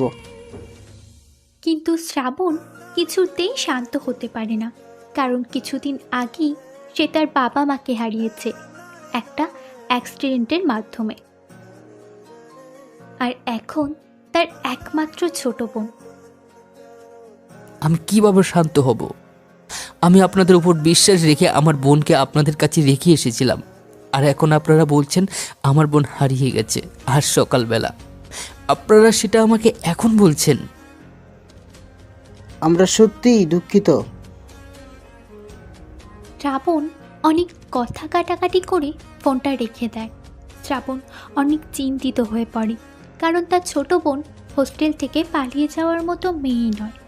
নিশ্চয়ই ওর কোনো বিপদ হয়েছে। শ্রাবণ এটা ভেবে আরও ভেঙে পড়ে। এরপর সব কিছু ভুলে গিয়ে শ্রাবণ, শিয়াম এবং অর্ক বেরিয়ে পড়ে। হোস্টেলের আশেপাশে সব জায়গায় সে তার বোনকে খুঁজে বেড়ায়। এমনকি শ্রাবণ অনেক খবরের কাগজেও বিজ্ঞাপন দেয়, কিন্তু কোথাও খুঁজে পায় না। এভাবেই প্রায় একটা সপ্তাহ পার হয়ে যায়। শ্রাবণ এক সপ্তাহে পুরো পাগল পাগল হয়ে গেছে। ভাগ্যিস শিয়াম আর অর্ক ছিল, না হলে অনেক খারাপ কিছু একটা ঘটিয়ে বসতো সে। এক সপ্তাহের মাঝে হঠাৎ একটা শ্রাবণের নাম্বারে কল আসে, আননোন নাম্বার। শ্রাবণ সাথে সাথে কলটা রিসিভ করে এবং কলটা রিসিভ করে অনেক ভয় পেয়ে যায়। নেহা এরপর বইয়ের পরের পাতা উল্টায়। কি এরপরে কোনো কিছুই লেখা নেই? আস্তে আস্তে নেহা অনেকগুলো পাতা উল্টায়, কিন্তু পুরো বই সাদা পৃষ্ঠা। এরপরে কি হলো এটা জানার জন্য নেহা অনেক উত্তেজিত, কিন্তু কোনো লাভ নেই। নেহা এরপর কিছুই খুঁজে পায় না। নেহা বইটা ছুঁড়ে ফেলে দেয়, মন খারাপ করে চেয়ারে বসে থাকে। এইভাবে কিছু সময় বসে থাকার পরে নেহা খেয়াল করে বইয়ের মলাটে বড় করে লেখা মিস্টার ব্ল্যাক 01। নেহা মনে মনে ভাবে, এটাই যদি মিস্টার ব্ল্যাক 01 হয় তাহলে নিশ্চয়ই মিস্টার ব্ল্যাক 02 আছে। নেহার সাথে সাথে চেয়ার থেকে উঠে দাঁড়ায়। সে তার মোবাইলের দিকে তাকিয়ে দেখে রাত 1টা বাজে।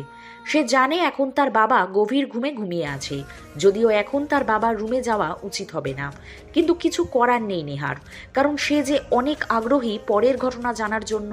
তাই নেহা আর তার রুমে দাঁড়িয়ে রইল না। সে তার মোবাইলের টর্চ অন করে নিজের বাসায় চোরের মতো তার বাবার রুমে প্রবেশ করে। মিস্টার মেহরাব সাহেবের একটা হার্টের রোগ হওয়ার পর থেকেই সে তার রুমের দরজা খোলা রেখে ঘুমোয়, কারণ যে কোনো সময় একটা বিপদ হয়ে যেতে পারে। তাই রোজকার মতো আজকেও মেহরাব সাহেবের রুমের দরজা খোলা ছিল। নেহা পা টিপে টিপে তার বাবার রুমে ঢুকে পড়ে। এরপর খুবই সতর্কতার সাথে বইয়ের আলমারির কাছে যায় এবং একে একে সব বই খুঁজে দেখতে লাগে। প্রায় 10 মিনিট হয়ে যায়, কিন্তু নেহা বইয়ের দ্বিতীয় খণ্ড খুঁজে পায় না। অবশেষে লাস্ট মোমেন্টে এসে তার চোখ একটা বইয়ের কভারে আটকে যায়। নেহা হাত দিয়ে বইটা বের করে এবং তাড়াতাড়ি আগের মতো করে তার রুমে চলে আসে এবং পড়ার টেবিলে বসে পড়ে। এরপর সে তার মোবাইল রেখে দিয়ে বইটা ওপেন করে। বইটার মলাটের উপরে বড় করে কালো কালি দিয়ে লেখা ছিল মিস্টার ব্ল্যাক 02। নেহা তো এইটাই খুঁজতে ছিল। নেহা আর দেরি না করে বইটা পড়া শুরু করে। কিছু দূর পড়ার পরে নেহা বুঝতে পারে এটা মিস্টার ব্ল্যাকেরই বই, কিন্তু আগের বইটা যেখানে শেষ হয়েছিল তারপর থেকে এখানে লেখা নেই। মানে শ্রাবণ সে কি তার বোনকে খুঁজে পায় নাকি পায় না, বা তার বোন কিভাবে হারিয়ে যায়, নাকি কেউ তার বোনকে কিডন্যাপ করে, কিছুই লেখা নেই এই বইটাতে। কিন্তু এই বইটাতে অনেক গুরুত্বপূর্ণ কিছু ইনফরমেশন দেওয়া ছিল যেটা নেহার কেসে অনেক হেল্পফুল। নেহার জানার খুব ইচ্ছে ছিল যে শ্রাবণ কিভাবে মিস্টার ব্ল্যাক হয় আর কিভাবে সম্ভব এটা। পরিবার হারানো একটা সহজ সরল ছেলে কিভাবে এত কিছু করতে পারে, কিভাবে পুরো দেশকে গরম করে দিতে পারে। নেহার মনে অনেক প্রশ্ন ঘুরপাক খায়। এই প্রশ্নের উত্তর শুধুমাত্র তাকে দুইজন ব্যক্তি দিতে পারে, প্রথমত শ্রাবণ নিজে, আর দ্বিতীয়ত এই বইয়ের লেখক মানে নেহার বাবা স্বয়ং নিজে। নেহা ঠিক করে আজকে এই বইটা পুরো পড়ে শেষ করবে। এরপর সে তার বাবাকে গিয়ে অনেক প্রশ্ন করবে, কিভাবে সে এই মিস্টার ব্ল্যাক সম্পর্কে জানলো। নেহা বইটা মেলিয়া আবার পড়তে শুরু করে। পুরো বইটা পড়ে শেষ করতে মিস নেহার 3 ঘন্টা সময় লেগে যায়। মানে বইটা পড়ে শেষ করতে তার রাত 4টেরও বেশি বেজে যায়। পুরো বইটা শেষ করে নেহা অবাকের চরম পর্যায়ে চলে যায়। সে কল্পনাও করতে পারে না যে একটা মানুষের মাথায় এত বুদ্ধি কি করে থাকতে পারে। নেহা বুঝে উঠতে পারে না যে সে এখানে শ্রাবণের প্রশংসা করবে নাকি লেখকের প্রশংসা করবে, কারণ বইটাতে অনেক ইনফরমেশন দেওয়া ছিল, যেটার মধ্যে প্রথমত 13টা ডাকাতির সবগুলোর প্ল্যান এখানেই উল্লেখ করা ছিল অনেক আগে থেকেই। যদি এই বইটা কেউ আগে থেকেই পড়তে পারত তাহলে নিশ্চয়ই চুরিগুলো আটকানো যেত। আর সবাই জানে ডাকাতিগুলো 5 জন মিলে একইভাবে করা হয়েছে, কিন্তু আসলে তেমনটা নয়। প্রতিটি ডাকাতি একইভাবে হলেও প্রত্যেকটার প্ল্যান ভিন্ন ছিল, যেটা সাধারণ কোনো মানুষ কল্পনাও করতে পারে না। এরপর নেহা এটাও জানতে পারে যে শ্রাবণের ডান হাত হচ্ছে সিয়াম এবং বাম হাত হচ্ছে অর্ক। এদের দুজনের মধ্যে কাউকে ধরতে পারলে শ্রাবণকে ধরাও অনেক সহজ হয়ে যাবে। আর এই বইয়ের সবচেয়ে গুরুত্বপূর্ণ বিষয়গুলোর মধ্যে অন্যতম একটা বিষয় হচ্ছে মিস্টার ব্ল্যাক আর শ্রাবণ। মানে সবাই জানে শ্রাবণ আর মিস্টার ব্ল্যাক দুজনে আলাদা আলাদা দুইটা মানুষ, আর শ্রাবণ মিস্টার ব্ল্যাকের হয়ে কাজ করে। কিন্তু এটাই সবচেয়ে বড় ভুল ধারণা সকলের, কারণ মিস্টার ব্ল্যাক এবং শ্রাবণ দুজনেই একটা মানুষ। সকলকে বোকা বানাতে এবং পুলিশের চোখে ফাঁকি দেওয়ার জন্য শ্রাবণ এই কৌশল অবলম্বন করে। এটা নেহার মাথায়ই ছিল না। ভাগ্যিস বইটা পড়েছিল। এগুলোর পাশাপাশি নেহা আরও অনেক ছোট ছোট ইনফরমেশন পেয়ে যায়, যেগুলো এই কেসকে অনেক সহজ করে তুলেছে। নেহা একটা হাসি দিয়ে বলে, মিস্টার ব্ল্যাক, তোমার সাথে খুব তাড়াতাড়ি দেখা হতে চলেছে আমার। এটা বলেই নেহা বিছানায় গিয়ে শুয়ে পড়ে, আর অনেক রাত হওয়ার কারণে সাথে সাথেই ঘুমিয়ে যায় মিস নেহা। সকালবেলা শ্রাবণ ঘুম থেকে উঠেই সিয়াম আর অর্ককে ফোন করে তার বাসায় ডাকে এবং এরপর সে তার মোবাইল বের করে জর্ডন এবং ইরানকে কল করে। জর্ডন এবং ইরানও শ্রাবণের বাসায় চলে আসে। ভাই, কি কারণে আমাদেরকে ডেকে আনলেন? আজকে ব্যাংক লুট করতে হবে নাকি? শ্রাবণ একটা হাসি দিয়ে বলে, এত ব্যস্ত হওয়ার দরকার নেই জর্ডন, তোমার জন্য অনেক ভালো জিনিস এনেছি, আর সেগুলো দেখানোর জন্যই তোমাদের সবাইকে এখানে ডাকা। এটা বলেই শ্রাবণ সেই রাতের কালো ব্যাগটা বের করলো এবং জর্ডনকে খুলতে বলল। জর্ডনও আর দেরি না করে ব্যাগটা খুলে ফেলল, আর সে অনেক প্রকারের বন্দুক দেখতে পেল, যেটা দেখে জর্ডনের মুখে হাসি ফুটে উঠল। জর্ডন একে একে সবগুলো বন্দুক টেক্সট করে ধরে দেখতে লাগলো, আর সবগুলোর নাম প্লাস বিশেষত্ব গুণের কথা বলতে লাগলো, যেটা শুনে শ্রাবণ বাদে বাকি সবাই অবাক হচ্ছিল। সিয়াম ভেবেছিল জর্ডন একটা ফাপড়বাজ, হুদাই লাফালাফি করে, কিন্তু এখন সে বুঝতে পারছে মিস্টার ব্ল্যাক কখনোই ভুল হতে পারে না। ভাই, আপনি এইগুলো কোথায় পেলেন? আমি তো কল্পনাও করতে পারিনি যে বাংলাদেশে বসে আমি এই বন্দুকগুলো টাচ করে দেখতে পারবো।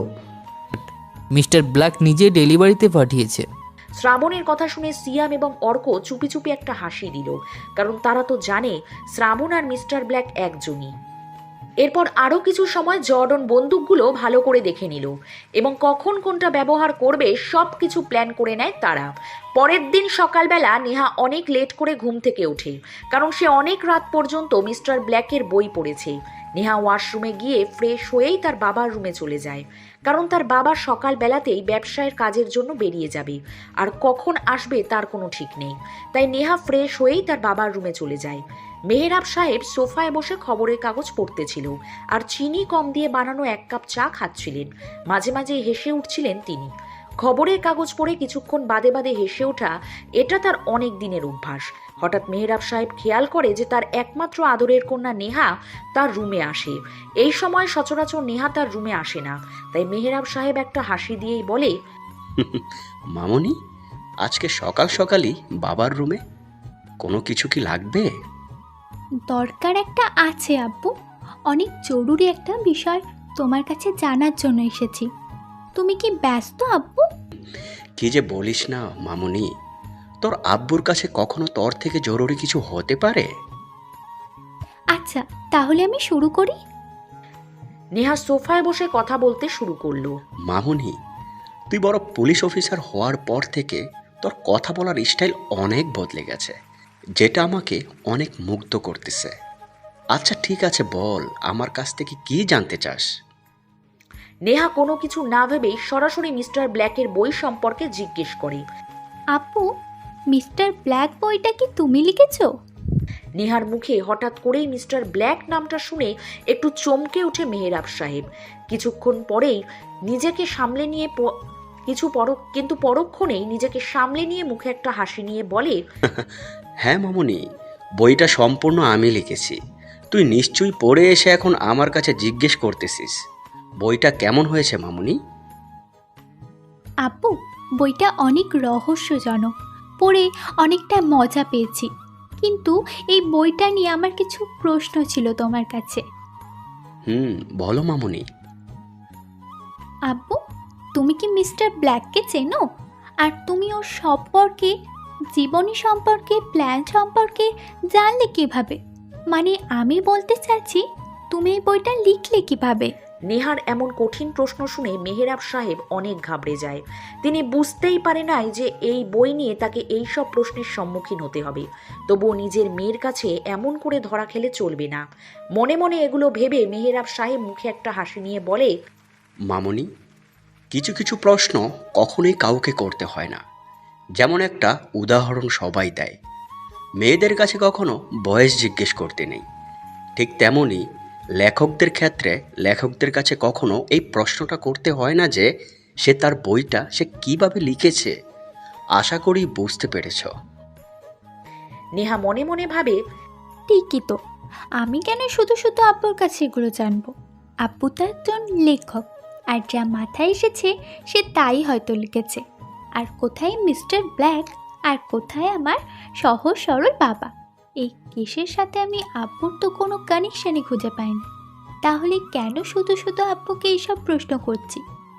তবে একটা দিক দিয়ে সুবিধাই হলো, আব্বুর এই বইটা পড়ে মিস্টার ব্ল্যাক সম্পর্কে অনেক কিছু জানতে পারলাম। নেহা মনে মনে এগুলো ভেবে বলল, সরি বাবা, আমি জানতাম না। আর তোমাকে অনেক থ্যাংক ইউ এত সুন্দর একটা বই লেখার জন্য। মেহেরাব সাহেব একটু ভয়ে ছিল তার মেয়ে কি না কি ভাবে, কিন্তু নেহার কথায় সে নিশ্চিত হয়ে যায়। সে একটা মন খোলা হাসি দিয়ে বলে, এই না হলে আমার প্রিন্সেস।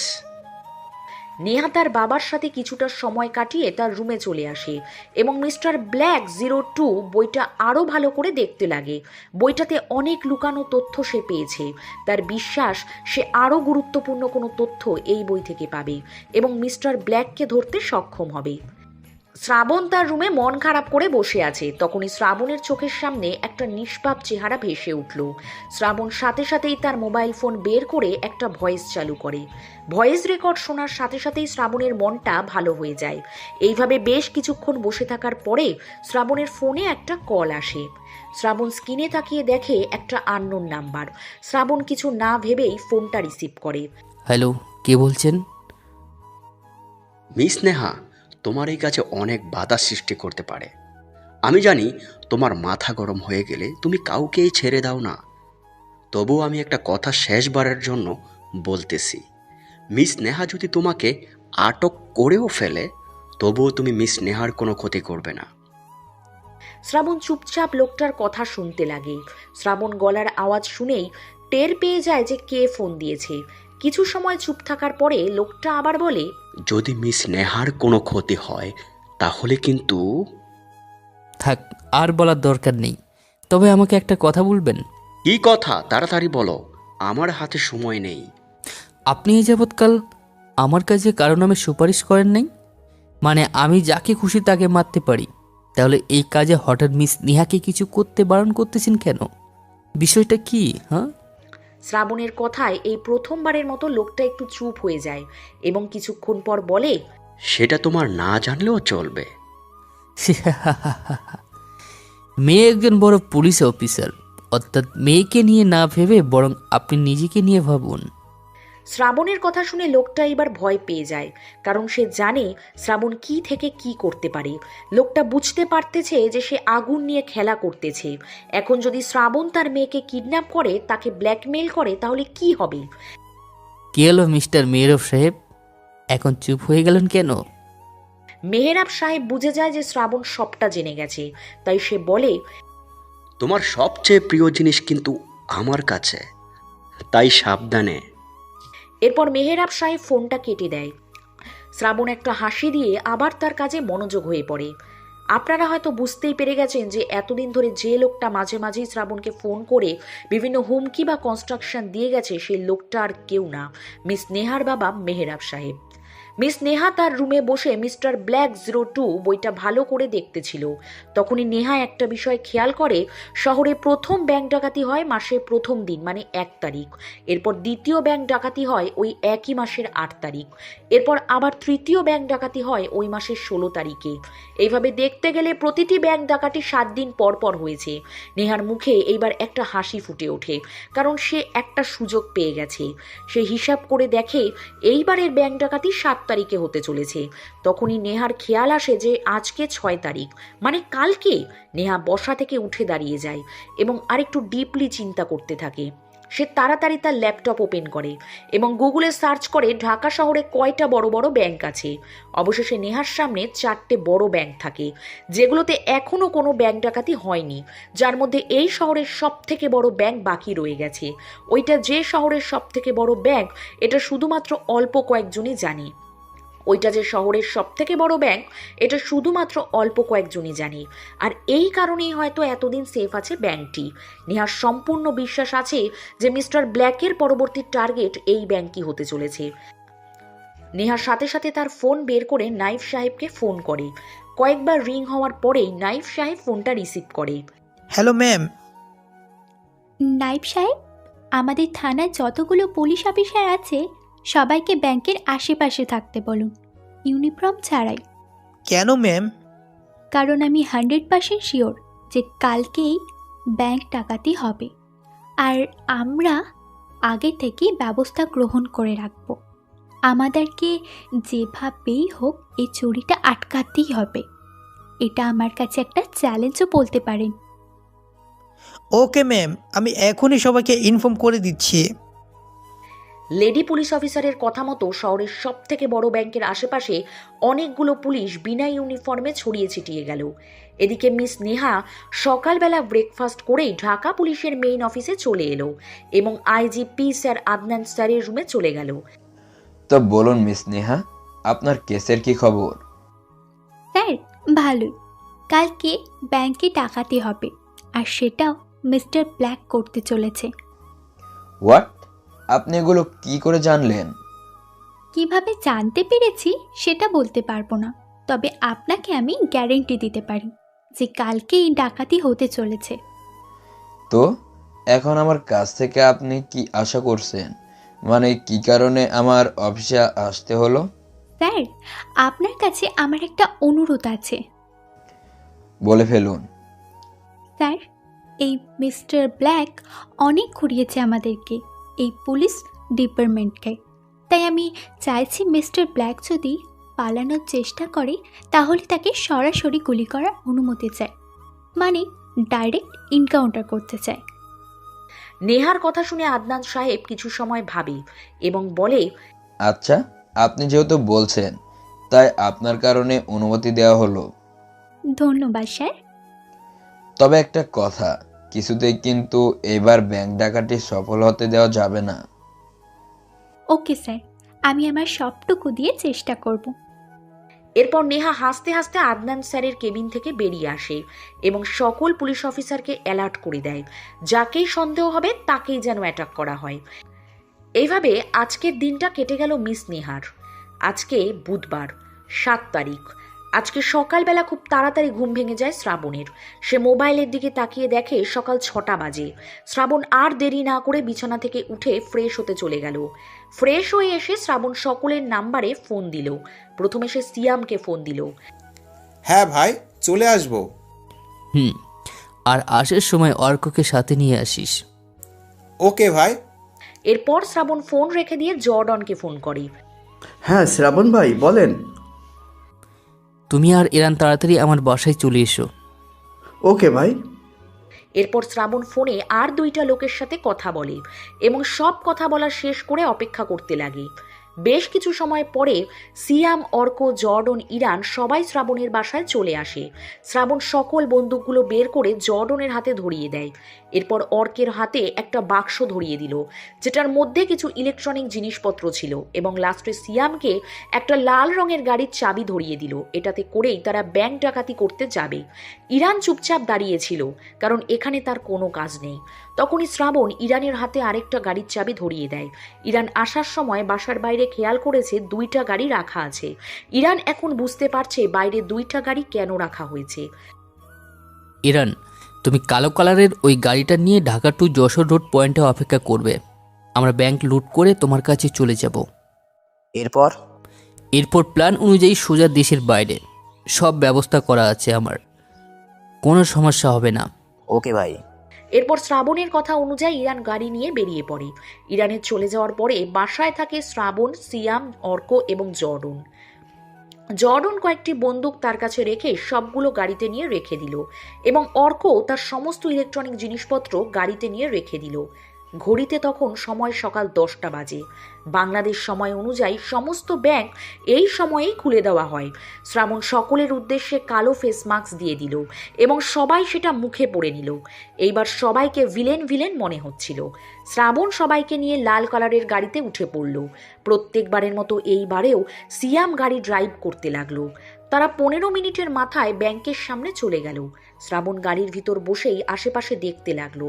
আশেপাশে অনেক পুলিশ আছে। তারা এইভাবে কালো মুখোশ পরে ভিতরে গেলে সবাই জেনে যাবে যে ব্যাংকে ডাকাত ঢুকে পড়েছে। তাই শ্রাবণ একটু ভাবতে লাগলো। এদিকে মিস নেহা ভোরবেলা ঘুম থেকে উঠেই ইউনিফর্ম পরে ব্যাংকের উদ্দেশ্যে বেরিয়ে পড়ে।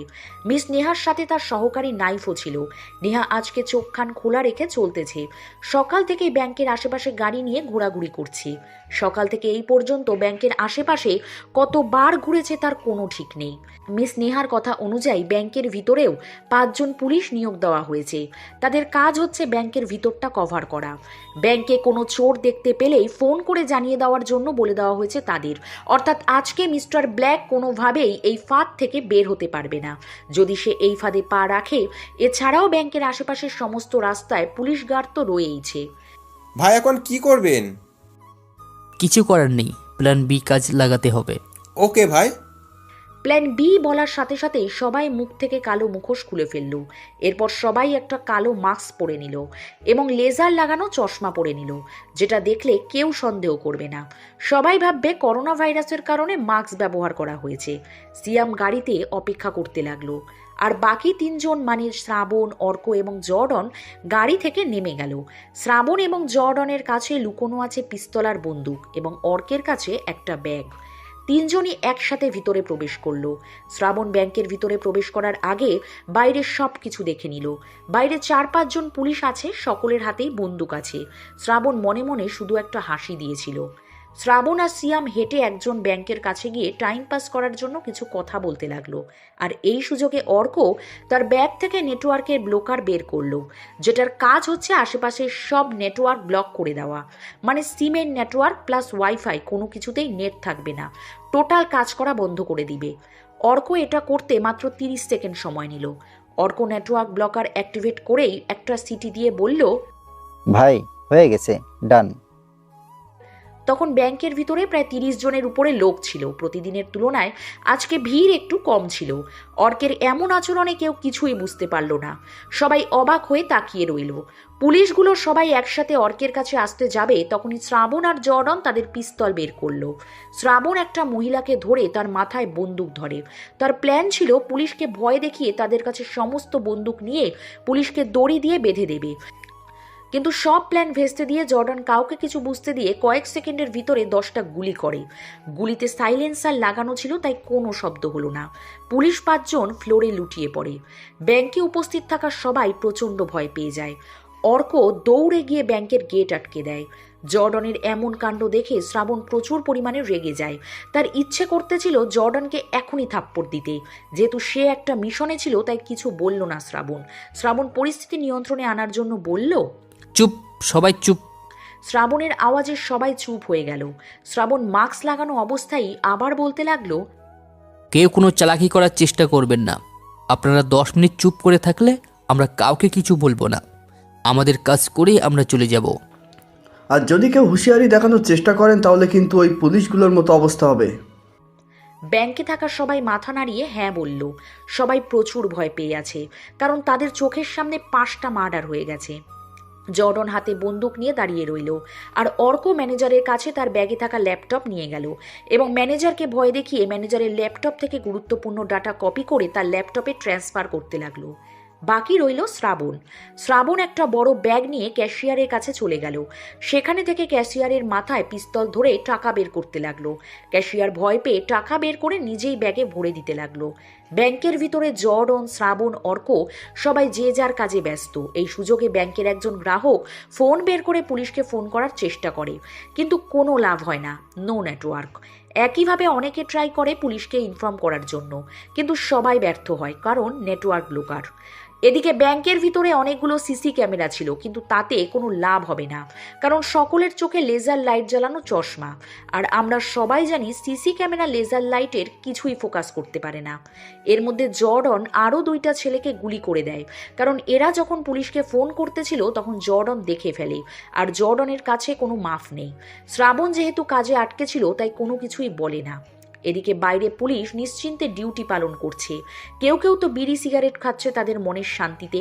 এদিকে যে ব্যাংকের ভিতরে অনেক বড় কিছু হয়ে গেছে এই সম্পর্কে তারা কিছুই জানে না। সিয়াম গাড়ির দরজা খুলে গাড়ি স্টার্ট করে অপেক্ষা করছে, কারণ সে জানে শ্রাবণ যে কোনো সময় দৌড়ে গাড়ির দিকে চলে আসতে পারে, আর তখন 1 সেকেন্ডও দেরি করা চলবে না, তাই এই ব্যবস্থা। মিস নেহা গাড়িতে করে ব্যাংকের আশেপাশে ঘোরাফেরা করতেছে। সে বুঝতেছে যে বড়সড় কোনো একটা ঝড় হতে চলেছে, কারণ থমথমে পরিবেশের পরেই বড় কিছু ঘটে, আর এখন তো পুরোটাই থমথমে একটা পরিবেশ।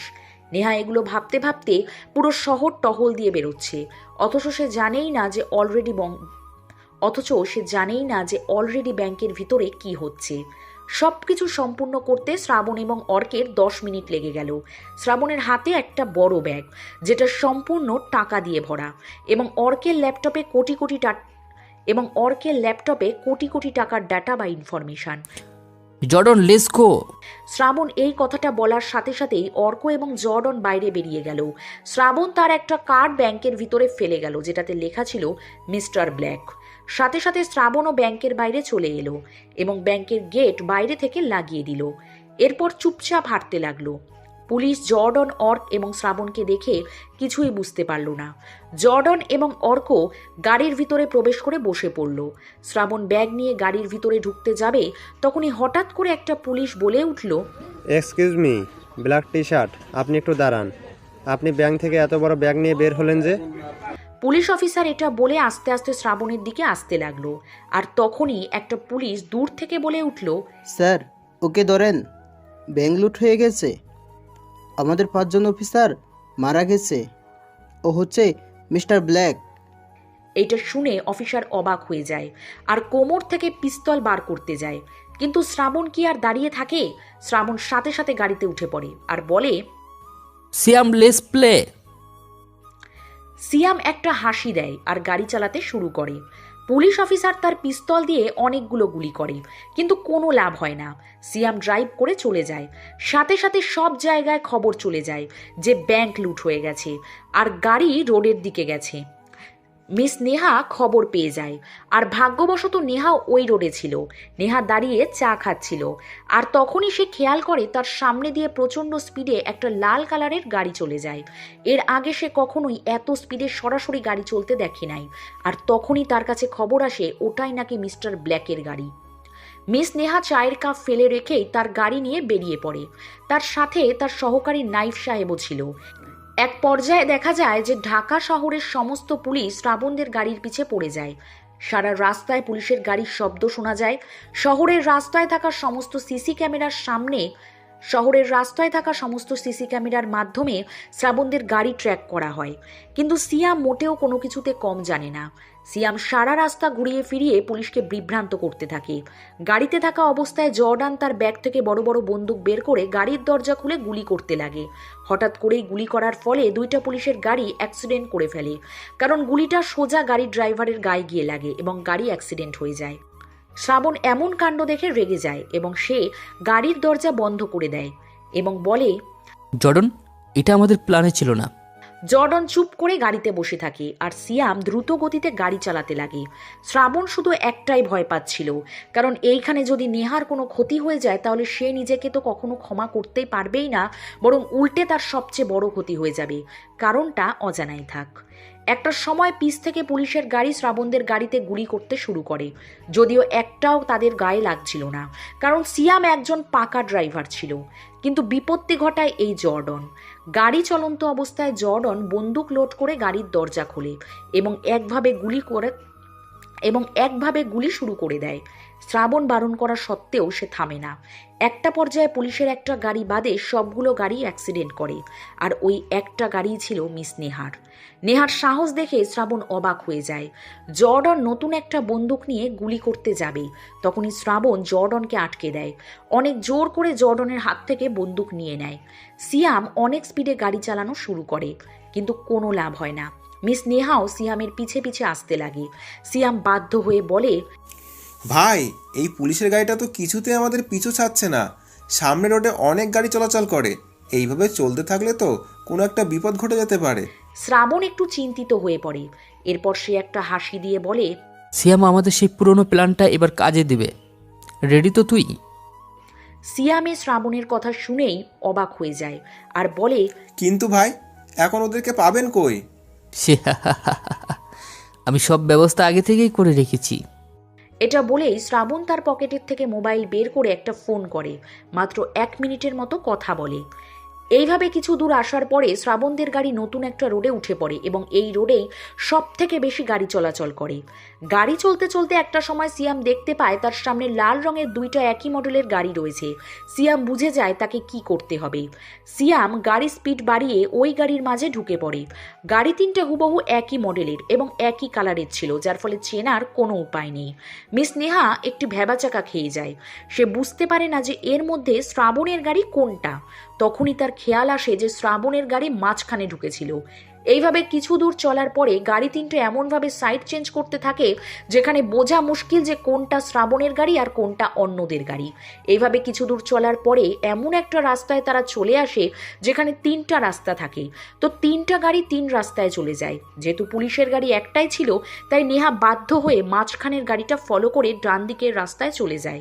আর এখানেই শ্রাবণ জিতে যায়, কারণ শ্রাবণের গাড়ি বাম রাস্তায় যায়। শ্রাবণ আগে থেকেই এই 2টা গাড়ি ভাড়া করে প্ল্যান করে রেখেছিল, যাতে করে সে পুলিশের চোখে ধুলো দিয়ে পালিয়ে যেতে পারে, এবং শ্রাবণ সফল হয়। এইভাবে কিছু দূর গাড়ি চালানোর পরে সিয়াম ফাঁকা রাস্তার মাঝখানে একটা ব্ল্যাক কালারের গাড়ি দেখতে পেয়ে যায়। সিয়াম ভয় পেয়ে গাড়ি ঘুরাতে যাবে, তখনই শ্রাবণ বলে, রিল্যাক্স, ওটা আমাদের গাড়ি, কোনো পুলিশের গাড়ি না। এটা বলার সাথে সাথে গাড়ি থেকে ইরান বেরিয়ে আসে, আর তখন সবাই একসাথে হেসে ওঠে। শ্রাবণ গাড়ি থেকে টাকার ব্যাগ নিয়েই নেমে যায়। তার পিছে পিছে সিয়াম এবং অর্কও নেমে আসে। শ্রাবণ টাকার ব্যাগ নিয়ে নতুন গাড়িতে রেখে দেয়। সিয়াম নতুন গাড়িতে উঠে গাড়ি স্টার্ট করে। অর্ক গাড়িতেই বসে পড়ে। ইরান এবং জর্ডন রাস্তার মাঝে দাঁড়িয়ে কথা বলছিল, আর এটারই সুযোগ নিয়ে শ্রাবণ তার পিস্তল বের করে জর্ডন এবং ইরানের বুকে গুলি করে। জর্ডন আর ইরান অনেক অবাক হয়ে যায়। ওরা দুজনেই মাটিতে লুটিয়ে পড়ে। শ্রাবণ হাসতে হাসতে জর্ডনের কাছে এগিয়ে যায়। জর্ডন অনেক কষ্টে বুকে হাত রেখে বলে, কেন? জর্ডনের গুলি লাগা স্থান থেকে প্রচুর রক্ত বের হচ্ছিল, যার কারণে ঠিকভাবে কথা বলতে পারছিল না।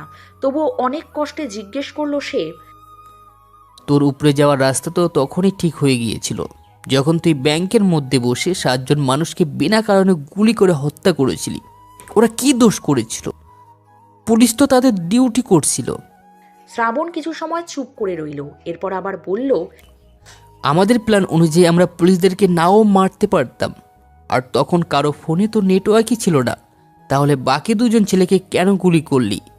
ওরা ফোন নিয়ে ঘাটাঘাটি করছিল, করুক না, আমাদের তো কোনো সমস্যা হচ্ছিল না। যাই হোক, তোর বুকে 100টা গুলি মারলেও কম হয়ে যাবে। Good bye. এটা বলেই শ্রাবণ তার পিস্তল থেকে আবার 2টো গুলি করে জর্ডনের বুকে। জর্ডন রাস্তায় পড়ে থাকে। এরপর শ্রাবণ খেয়াল করে ইরান জোরে জোরে শ্বাস নিচ্ছে আর চোখ বড় বড় করে তার দিকেই তাকিয়ে আছে। সিয়াম আর অর্ক শুধু শ্রাবণের কাণ্ড দেখছে আর চুপচাপ বসে আছে, কারণ তারা দুজনেই জানে যে শ্রাবণ শুধু শুধু কাউকে মারে না, কাউকে মারার পিছে যথেষ্ট কারণ থাকে। শ্রাবণ আস্তে আস্তে ইরানের কাছে চলে যায় এবং রাস্তার উপরে ইরানের পাশে বসে পড়ে। ইরান, তুই কি ভাবছিস তোকে জর্ডনের কারণে মারছি? না, এটা তোর ভুল ধারণা। তোকে তোর কর্মের জন্যই মারছি। শ্রাবণের কথায় ইরান অবাক হয় আর সে জিজ্ঞেস করে, ভাই আমি কি করেছি? তুই তো আমার টাকা নিয়ে ভেগে যাওয়ার প্ল্যান তৈরি করছিলি। আমি যদি গাড়িতে উঠতাম তাহলে তো তোর প্ল্যানে সফল হয়ে গিয়েছিলি প্রায়। শ্রাবণের কথা শুনে ইরান অবাক হয়ে যায়। সে মনে মনে ভাবে যে শ্রাবণ তার প্ল্যানের কথা বুঝতে পেরে যায় কিভাবে। শ্রাবণ বুঝতে পেরে বলে, তুই এতদিন জানতিস না যে আমি মিস্টার ব্ল্যাক হয়ে কাজ করি, আর আমি মিস্টার ব্ল্যাকের সব থেকে কাছের লোক। আসলে কিন্তু এটা তোর ভুল ধারণা। শোন, তাহলে তোকে মারার আগে আমার একটা সিক্রেট কথা বলে দিই। আমি আসলে মিস্টার ব্ল্যাক, যাকে সারা বাংলাদেশ খুঁজে। আর তুই তো জানিস মিস্টার ব্ল্যাকের পক্ষে সব কিছু জানা সম্ভব। শ্রাবণের মুখে এমন কথা শুনে ইরান প্রচুর অবাক হয়ে যায়। ইরান উঠে দাঁড়ানোর চেষ্টা করে, কিন্তু শ্রাবণ আর কোনো সুযোগ দেয় না। উপরে গিয়ে কাউকে বলিস না যে আমি মিস্টার ব্ল্যাক। এটা বলেই শ্রাবণ গুলি চালিয়ে দেয়। পিস্তলে যতগুলো বুলেট ছিল সবগুলো ইরানের বুকে চালিয়ে দেয়।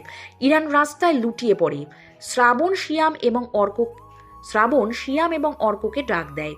এরপর তারা 3 জন মিলে ইরান এবং জর্ডনের লাশ লাল গাড়ির ভিতরে ঢুকিয়ে দেয়। এরপর গাড়ির ভিতরে একটা গ্রেনেড ফেলে দূরে সরে যায়। ব্যাস, কয়েক সেকেন্ড পরেই লাশ দুটোর সাথে গাড়িটা বিস্ফোরণ হয়ে যায়। শ্রাবণ একটা হাসি দিয়ে তার চোখ থেকে চশমাটা খুলে ফেলে দেয় এবং তার সাথে সাথে মুখের মাস্কও খুলে ফেলে। শ্রাবণের পাশাপাশি সিয়াম এবং অর্ক চশমা এবং মাস্ক খুলে ফেলে দেয়। শ্রাবণ আগে এবং সিয়াম আর অর্ক শ্রাবণের পিছে। পুরো একটা তামিল নায়কের মতো স্টাইলে তারা গাড়িতে গিয়ে বসে পড়ে। সিয়াম গাড়িতে স্টার্ট দেয় এবং তাদের গন্তব্যে রওনা দেয়, যে গন্তব্যের কথা মিস্টার ব্ল্যাক ছাড়া আর কেউ জানে না। এদিকে মিস নেহা এবং নাইফ সাহেব ওই লাল গাড়িটার পিছে পিছে অনেক দূর চলে আসে। এক পর্যায়ে মিস নেহা গাড়িটার সামনে গিয়ে তার গাড়ি থামিয়ে দেয়। নেহা তাড়াতাড়ি গাড়ি থেকে নেমে যায় এবং তার পিস্তল বের করে লাল গাড়িটার কাছে যায়। কিন্তু মিস নেহা গাড়ির কাছে গিয়ে সবচেয়ে বেশি অবাক হয়, কারণ গাড়ির ভিতরে কম বয়সী একটা ছেলে। এর মানে এটা মিস্টার ব্ল্যাক না। এইবারও মিস্টার ব্ল্যাক পুলিশকে বোকা বানিয়ে চলে গেছে। মিস নেহা গাড়িতে একটা লাথি মারে এবং ছেলেটাকে চলে যেতে বলে। নাইব সাহেব দৌড়ে নেহার কাছে চলে আসে এবং বলে, ম্যাম চলে গেল, আপনার দুচোখে ধুয়ে মিস্টার ব্ল্যাক চলে গেল। কোথায় যাবে পালিয়ে? ওকে আমি গ্রেপ্তার করবই, সেটা আজকে হোক বা কালকে। ওকে ম্যাম, চেষ্টা চালিয়ে যান, কিন্তু আইজিএফ স্যারকে কি বলবেন? এখন ব্যাংক তো ডাকাতি হয়ে গেল, সারা শহরে ব্যাংক পুরো খালি এখন। যেটা ঘটেছে সেটাই বলবো। পারলে উনি নিজেই মিস্টার ব্ল্যাকের কেসটা হ্যান্ডেল করুক। আমি আমার সবটুকু দিয়ে চেষ্টা চালিয়েছি। তা তো অবশ্যই ম্যাম। ম্যাম চলুন আপনাকে নিয়ে স্যারের কাছে যাই। চলুন নাইব সাহেব।